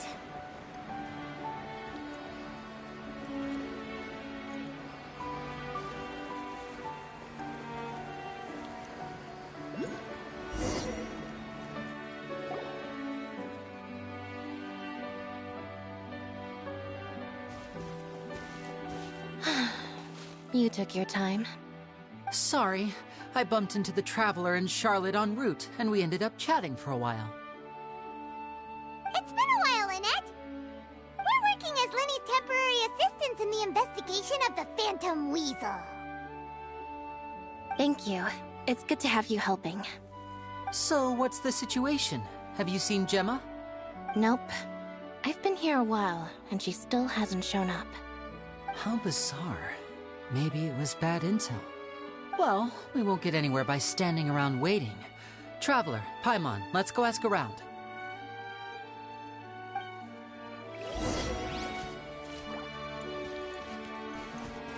I'll wait for you here and see if Gemma shows up.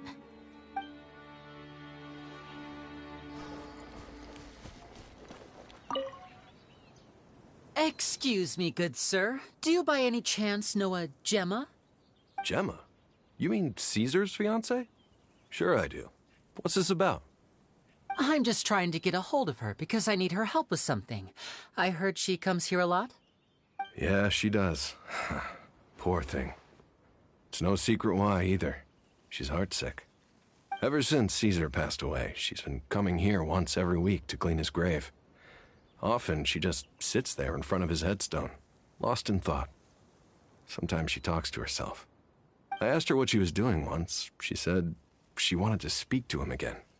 She knows he's gone and can't hear her from the grave, but she just likes to spend time there, telling her fiancé all about how her life is going. And she's been doing this ever since Caesar passed away? Oh, so 10 years. Wow. Their love must have been really strong. I'll bet. Caesar's reputation fell apart after his identity was revealed, so no one else visits his grave. Gemma's the only one who still thinks about him after all these years. I don't know if the mind lives on in the waters after death, but if it does, I'm sure Caesar must be grateful to have someone who remembers him fondly. If I'm honest, I think this is all so unfair to poor Gemma. Her fiancé was a low-life crook. He doesn't deserve someone like her. Anyway, all of that said, she's running later than usual today. Normally, she'd be sitting in front of his grave by now. I wonder if she's okay. Well, that's everything I know, I'm afraid. You might have more luck asking some other people. All right, well, thanks for sharing all of this with us. We'll keep asking around. You're welcome. I just hope she'll be able to move on one day.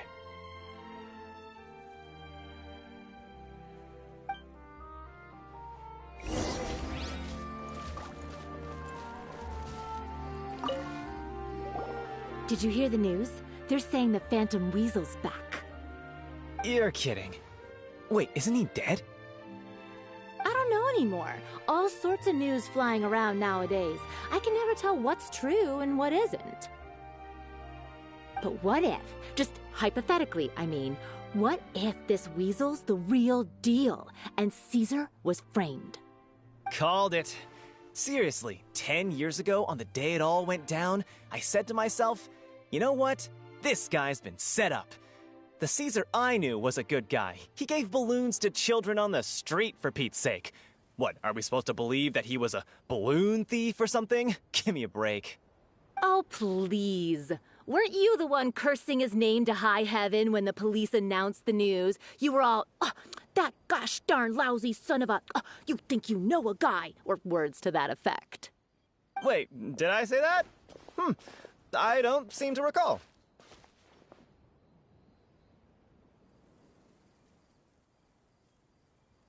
Hello there. Sorry for disturbing you, but I couldn't help but notice you were discussing the Phantom Weasel. We're actually quite interested in this topic as well, but we're struggling to get to the bottom of it. Do you think you could spare a moment to tell us a little bit about Caesar? You've come to the right people. Yep, I was there. Back when Caesar used to perform magic tricks on the street. He was a great magician. The best trick I ever saw him do was pop a transparent balloon, only for a whole bunch of doves to fly out from the inside. I was right up close and didn't blink or look away once. But for the life of me, I still don't have the faintest clue how he pulled it off. Really incredible stuff. I saw him perform too. He always used to bring some gifts along for the kids who came to watch his show, and he'd hand them out after he was done. Sometimes, he even got the kids to write their wishes down, and then he'd make the items on the wish list appear in his next show. Huh. He doesn't sound like such a bad guy. But after he died, there were also rumors that he used the wish list to find out what was precious to people, with the intent to steal it later. As I'm sure you know, the Phantom Weasel would steal just about anything from anyone. Whatever the case, now that the Weasel is back, Caesar's become a hot topic once more. I bet Gemma must be pleased. If Caesar's name gets cleared, maybe it'll finally give her some solace after all this time. Oh, speak of the devil. That's her over there. If you've got any more questions about Caesar, she's definitely the one to ask.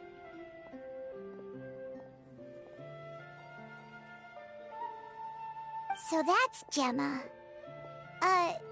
Is it just Paimon, or does it look like something's wrong? Wait, it looks like she's injured. Come on, let's see if she's okay.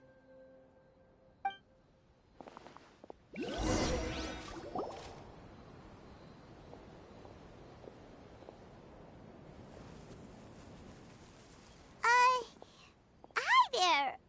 You're Gemma, right?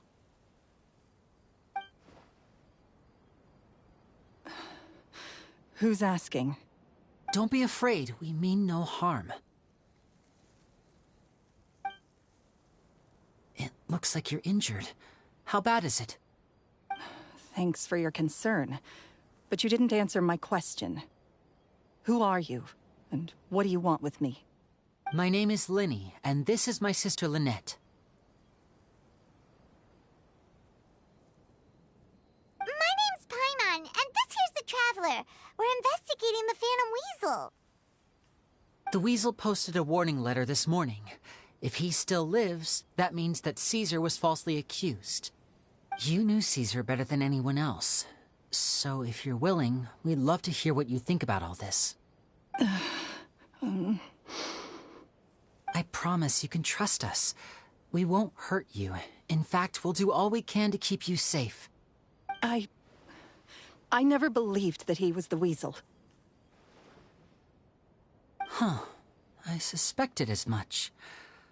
Okay, so going back 10 years, do you remember anything strange in the weeks leading up to the accident? Did Caesar have a falling out with anyone, for instance? No, not that I know of. Got it. All right, sorry for disturbing you. If you don't have any more questions, please leave. I want to be alone with him.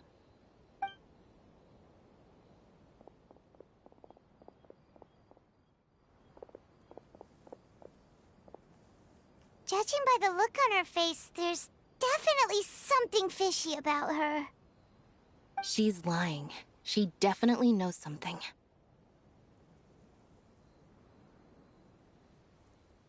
That's fair. We're just a bunch of strangers who showed up and started questioning her about things that happened a whole decade ago. It makes sense that she'd be wary around us. In any case, I doubt we'll get any further here, so let's call it a day. Meet me outside Hotel de Boer tomorrow, and then we'll start the next step of our plan.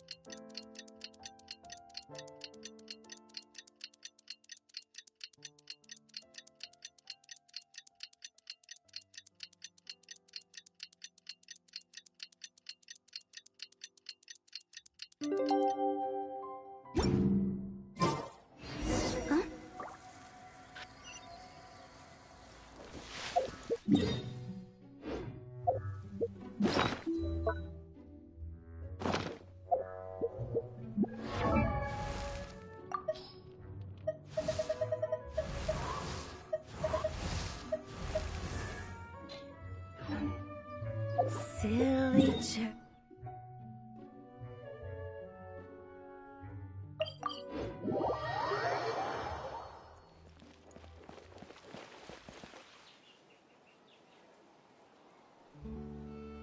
Over here.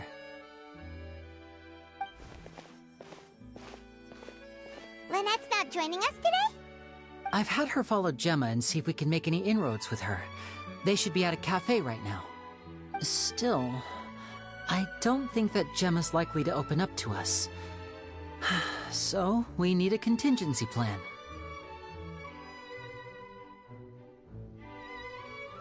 Today, we'll be looking into a guy named Lorenzo, Caesar's former pupil and assistant. When Caesar passed away, all the stolen goods discovered in his home were confiscated and returned to their rightful owners. But Lorenzo was the only one privy to all his magic secrets, and he inherited his craft. Before long, Lorenzo was the next big magician in town, his fame surpassing even that of his master, and it made him very wealthy. He's since left the magic scene, though, and these days, he's a wealthy businessman with his fingers in a lot of different pies. I had to pull a lot of strings, but I managed to get him to agree to a couple of drinks with me. Be warned, though, I hear he's got a hair-triggered temper. We'd best be careful.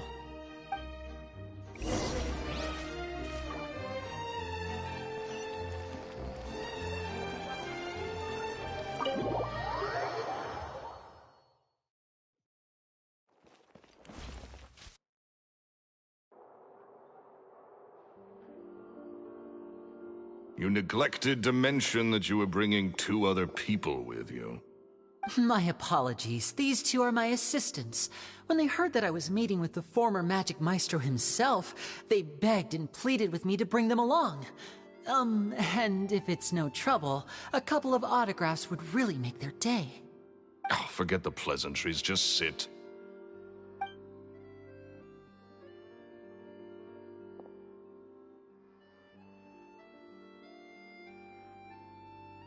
Get a load of this guy.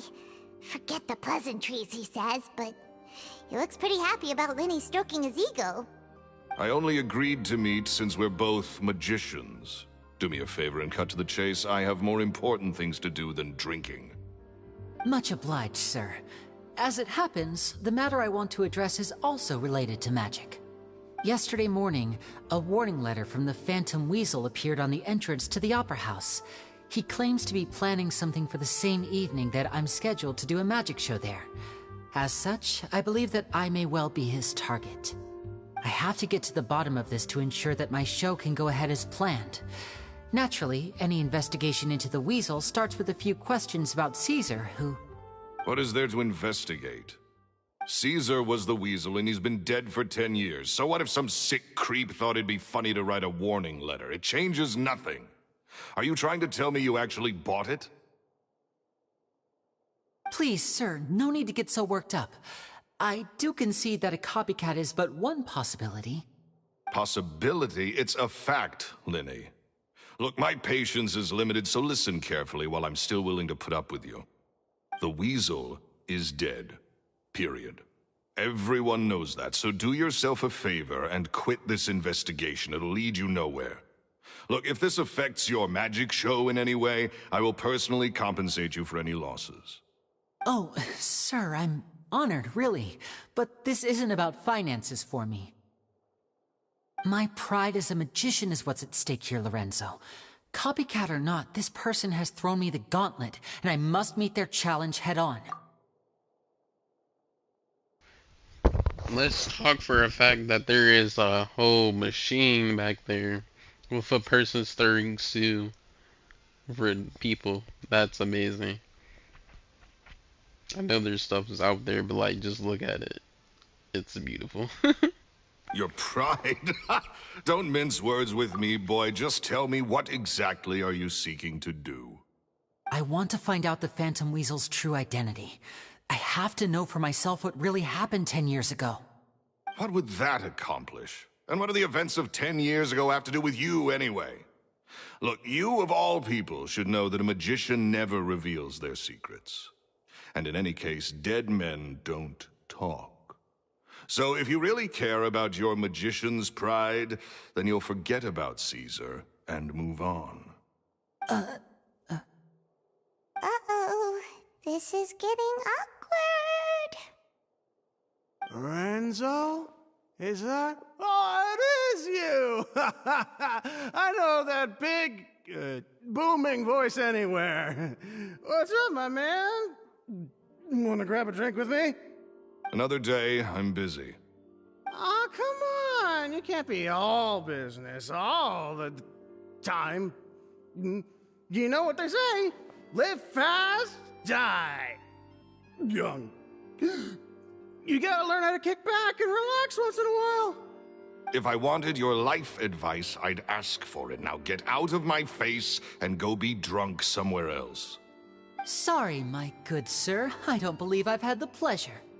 Oh, hey! Edmondo. He and I are business pals. We worked together a bunch of times. This is your first time meeting him? Oh, he's always like this. Foul-mouthed and hard-nosed. Never heard a kind word out of this guy the whole time I've known him. And he wonders why he can't get a girlfriend, despite being, what, pushing 40, 30, something? Anyway, point is, a lot older than when he first got rejected by the girl he was into. And he's still into, from what I hear. Shut up and get out of my face. Another word out of you and you can forget about doing business with me ever again. Do I make myself clear? Sorry, I may have had a little too much to drink. All right, I'm gonna leave. Don't work too hard.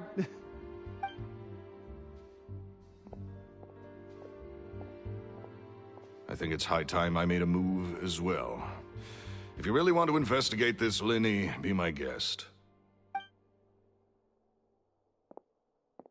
But if nothing good comes of it, don't say I didn't warn you.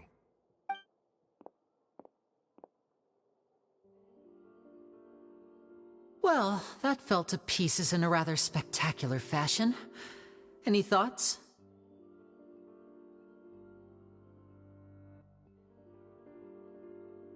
Totally. And what was all that about compensating you for your losses?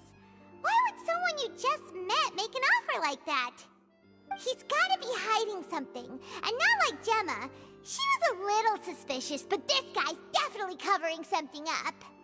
I think so too. We need to look into Lorenzo more closely. That guy Edmondo seems to know a thing or two about him. He only just left. Let's see if we can catch up with him.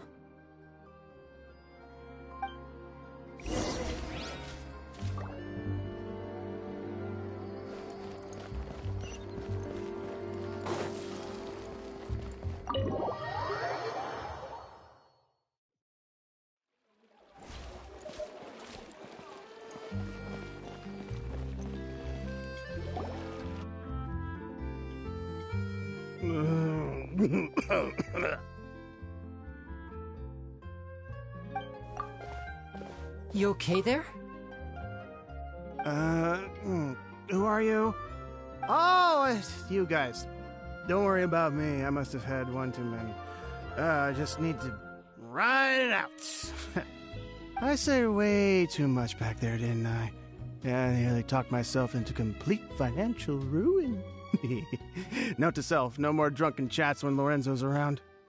So, he was serious about threatening to cut you off? Ugh, Paimon knew he was a bad egg! Hey, just keep your voice down. Don't go prying into Lorenzo's personal affairs. Bad things happen to people who ask too many questions, or make an enemy out of him. What kind of bad things? Don't even ask. I'm sorry, I'm gonna have to cut this conversation short. I'm not crossing that line again. And take it from me, trouble with Lorenzo is one thing you don't need in your life. You saw him flare up back there. I don't know what you said to him, but clearly it touched a nerve. That's not a good sign. You're too young for this. Don't get in over your head. I'm leaving.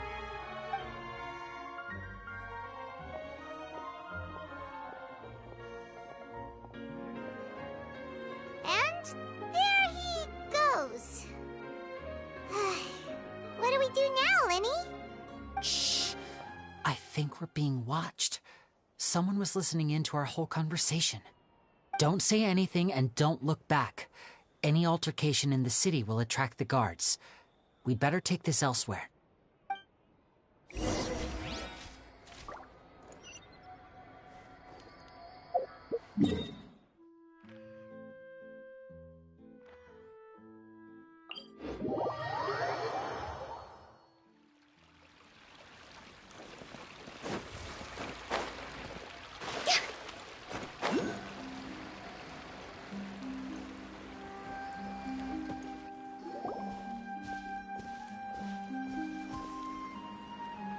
You followed us a long way. Why don't you come out and introduce yourselves? So you're Lenny. And where's your sister? Ain't she with you today? Save us the trouble and go fetch her for us. Let's not drag this out. Paimon doesn't like the tone of your voice, mister! Who sent you, huh? Save your questions, missy. You ain't gonna need answers where you're going. Capiche? Looks like we can't avoid this fight.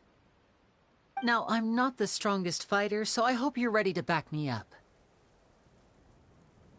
Don't worry, we got this!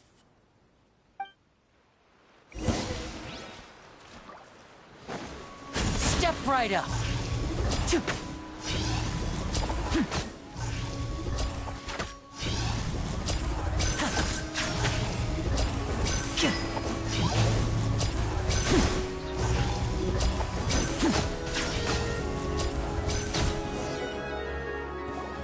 Curses.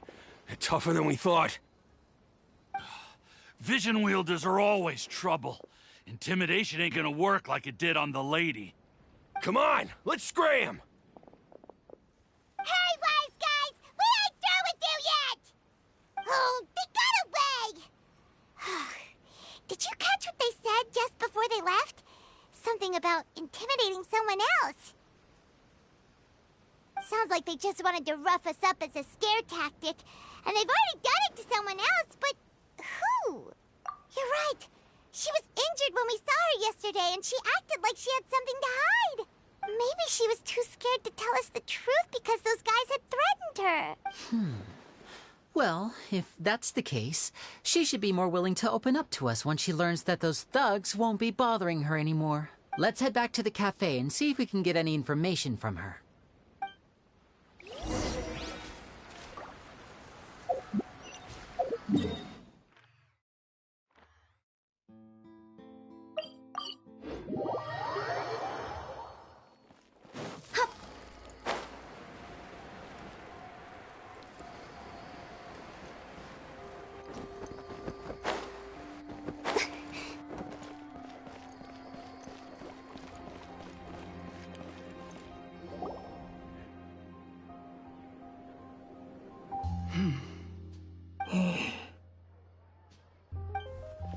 Gemma?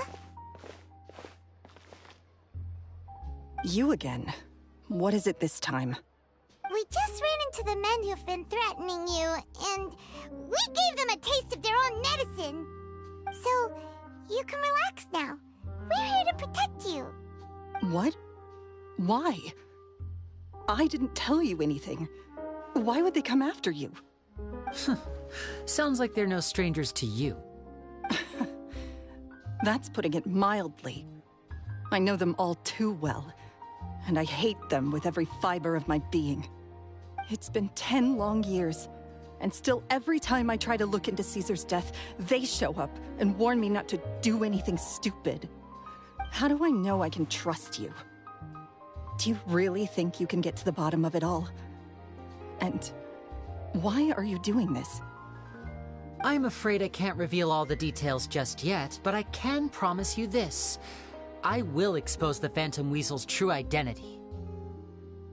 Because you see, this is a personal matter of the utmost importance. I give you my word. Trust me. Okay.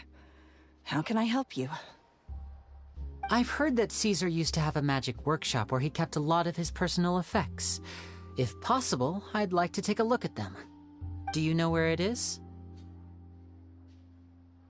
The Fleuve Sonde. But the place was sealed up by the police after his death, and no one's been there since. I also know that the Fleuve Cendre is dangerous territory. Lots of hostile groups lurking around.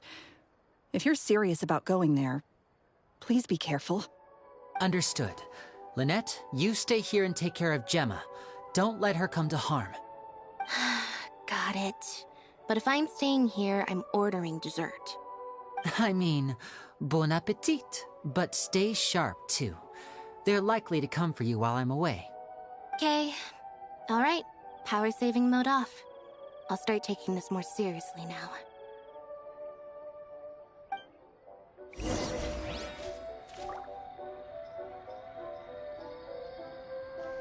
Power saving mode off. That's... She's has me dying on that. Is that underground?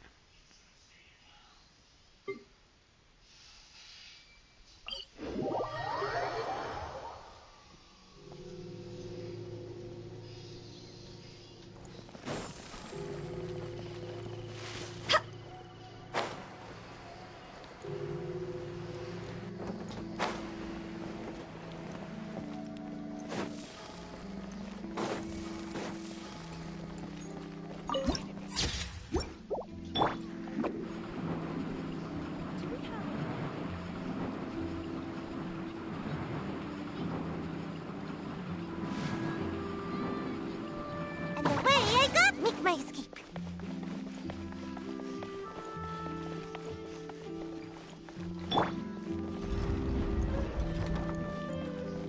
Secret tunnel.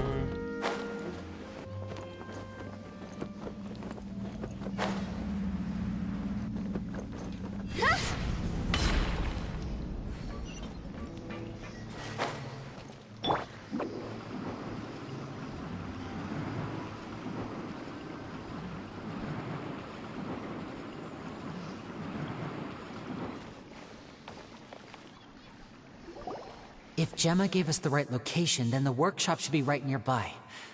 Huh. Looks like these boxes are blocking the entrance. Let's shift them away first. There we go. It should be just down here.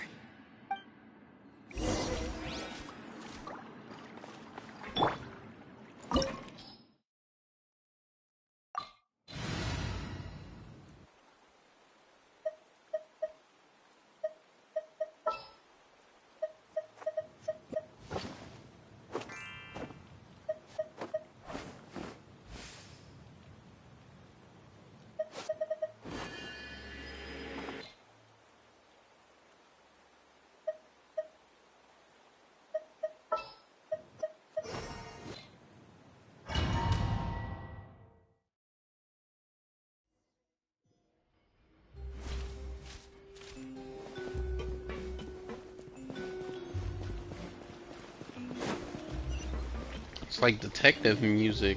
I mean, not detective, but sneaking around music. So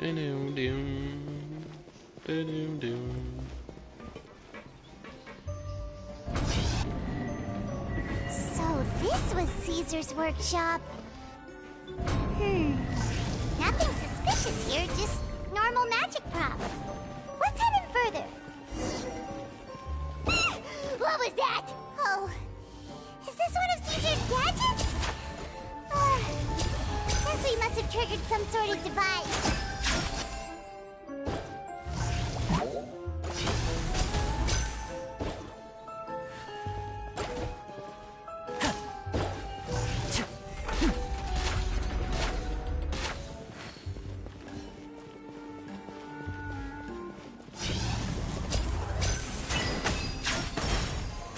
Disappear! No, my sword! Rain cutter!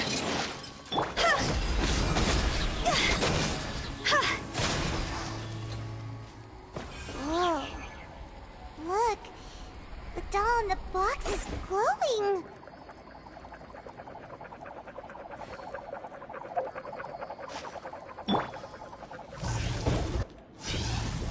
There's something written on the card on this doll. Let's take a closer look.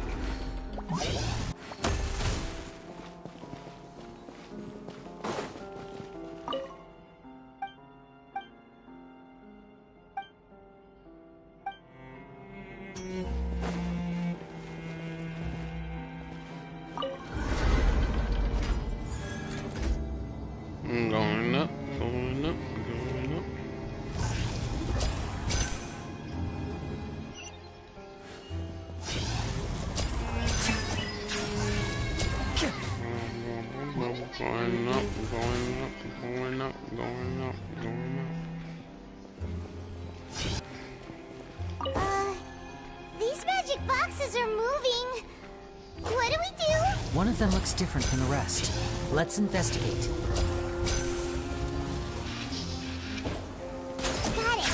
We're supposed to find the box that lit up at the start, right? There should be another wish list inside. Let's keep trying.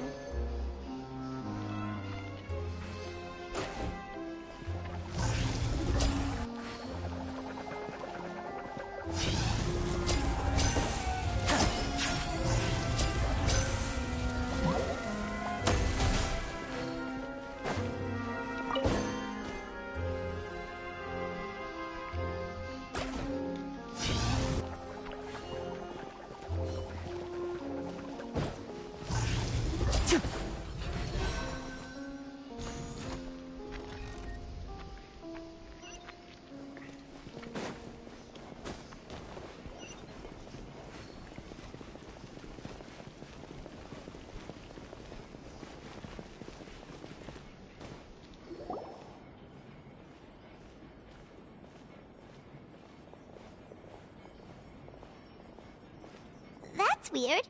Have we reached the end already? There's nothing here. Maybe this was a wasted trip. This place seems a little too ordinary for a magician's workshop. There's a distinct lack of mystery. We've triggered quite a few devices on the way here. I'm starting to wonder whether Caesar built this whole place as one big, elaborate magic contraption. If so, then there must be more to this place than meets the eye. Maybe a hidden room somewhere. Aha! If I just move this book, then hopefully... and... press... A secret passageway! How did you know? I'm a magician too, and apparently great minds really do think alike. Looks pretty big inside. Let's head in and take a look around.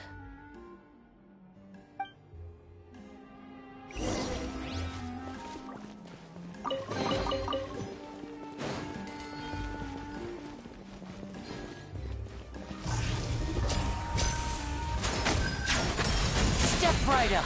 This is order. Solidify.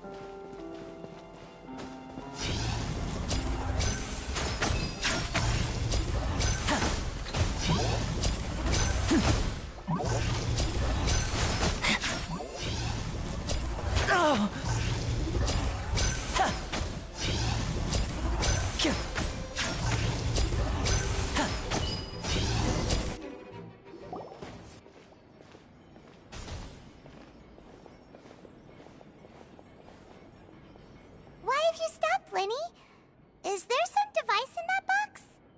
Huh. It just looks familiar somehow. Let me check this out for a second while you guys go on ahead.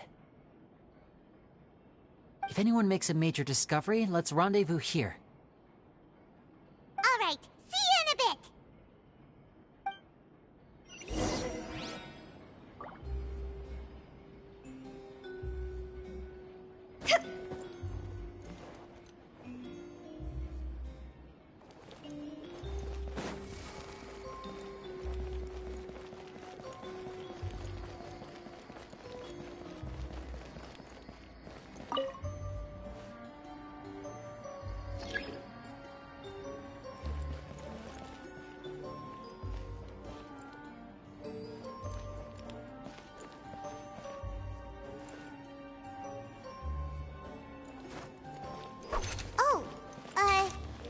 seems like we can't step on the same tile twice. Guess we've got to finish it in one run, huh?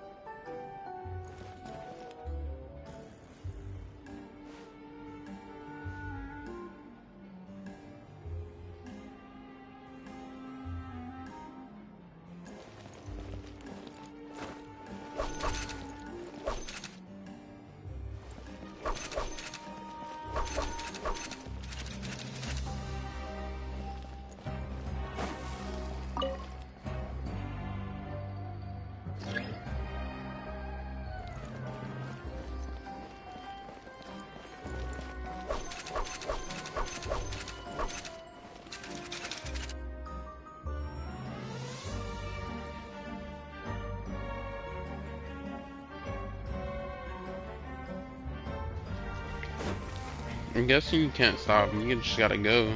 Because I just stopped on one trying to figure out where to go next.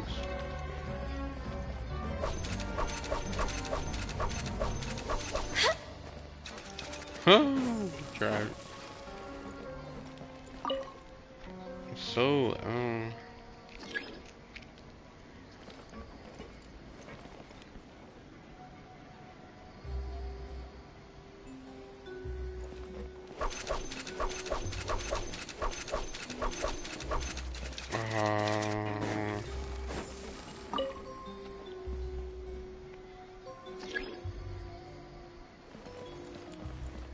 wait, so let me see if I can just step on this and stop.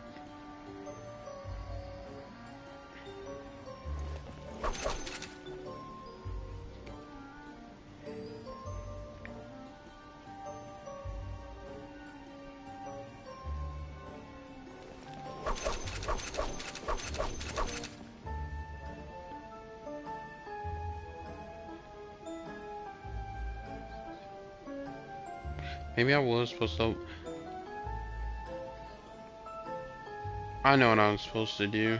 I need to avoid that middle one. I gotta do it again.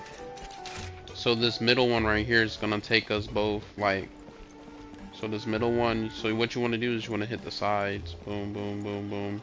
Wait here, hit that, stand here. This should, if I'm correct, move you. It'd be right here, and then move you back.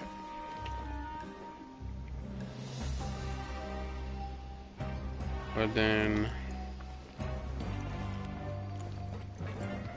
wait, because no, that would take me back here. And then I already stepped on these. So if I start here, boom, boom, boom.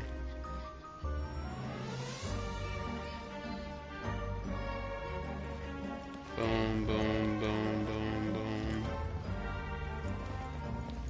Nah, because then I want to be able to go across. Come back. It's so weird.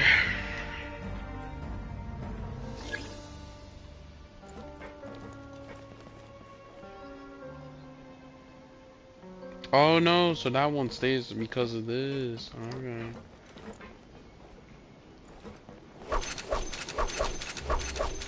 It's already a mess up, dude. Unless.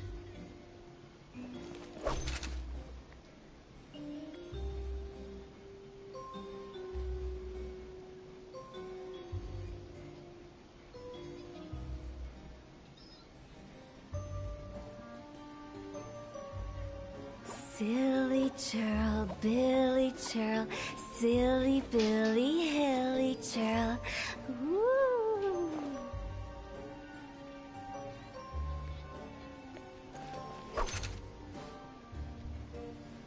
I should have jumped on that one. That would have been boom. Okay, I got it.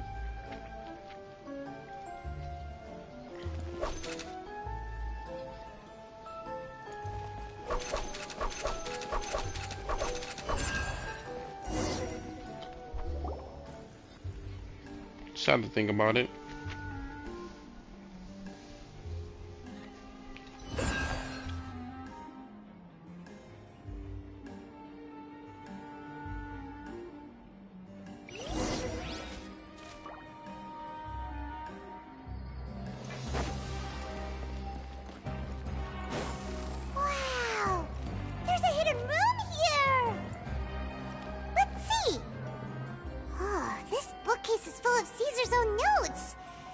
wrote a lot about the principles of magic. Whew. Much to advance for Paimon. Hey, look! Is that Caesar's diary on the table? This book's thick as a brick! Let's take a peek inside it, shall we?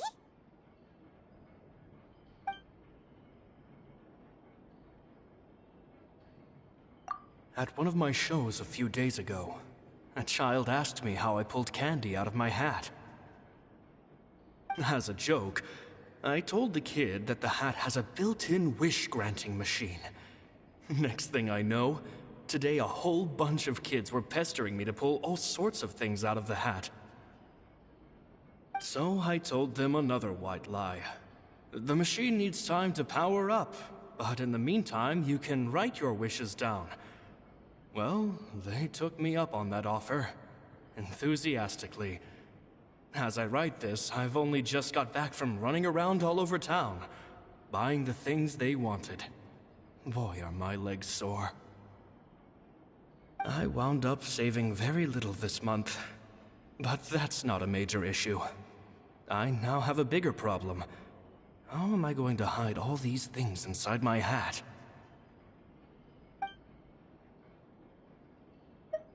Two children came to talk to me after today's show. I don't know why they were out on their own. They looked much too young to be unsupervised.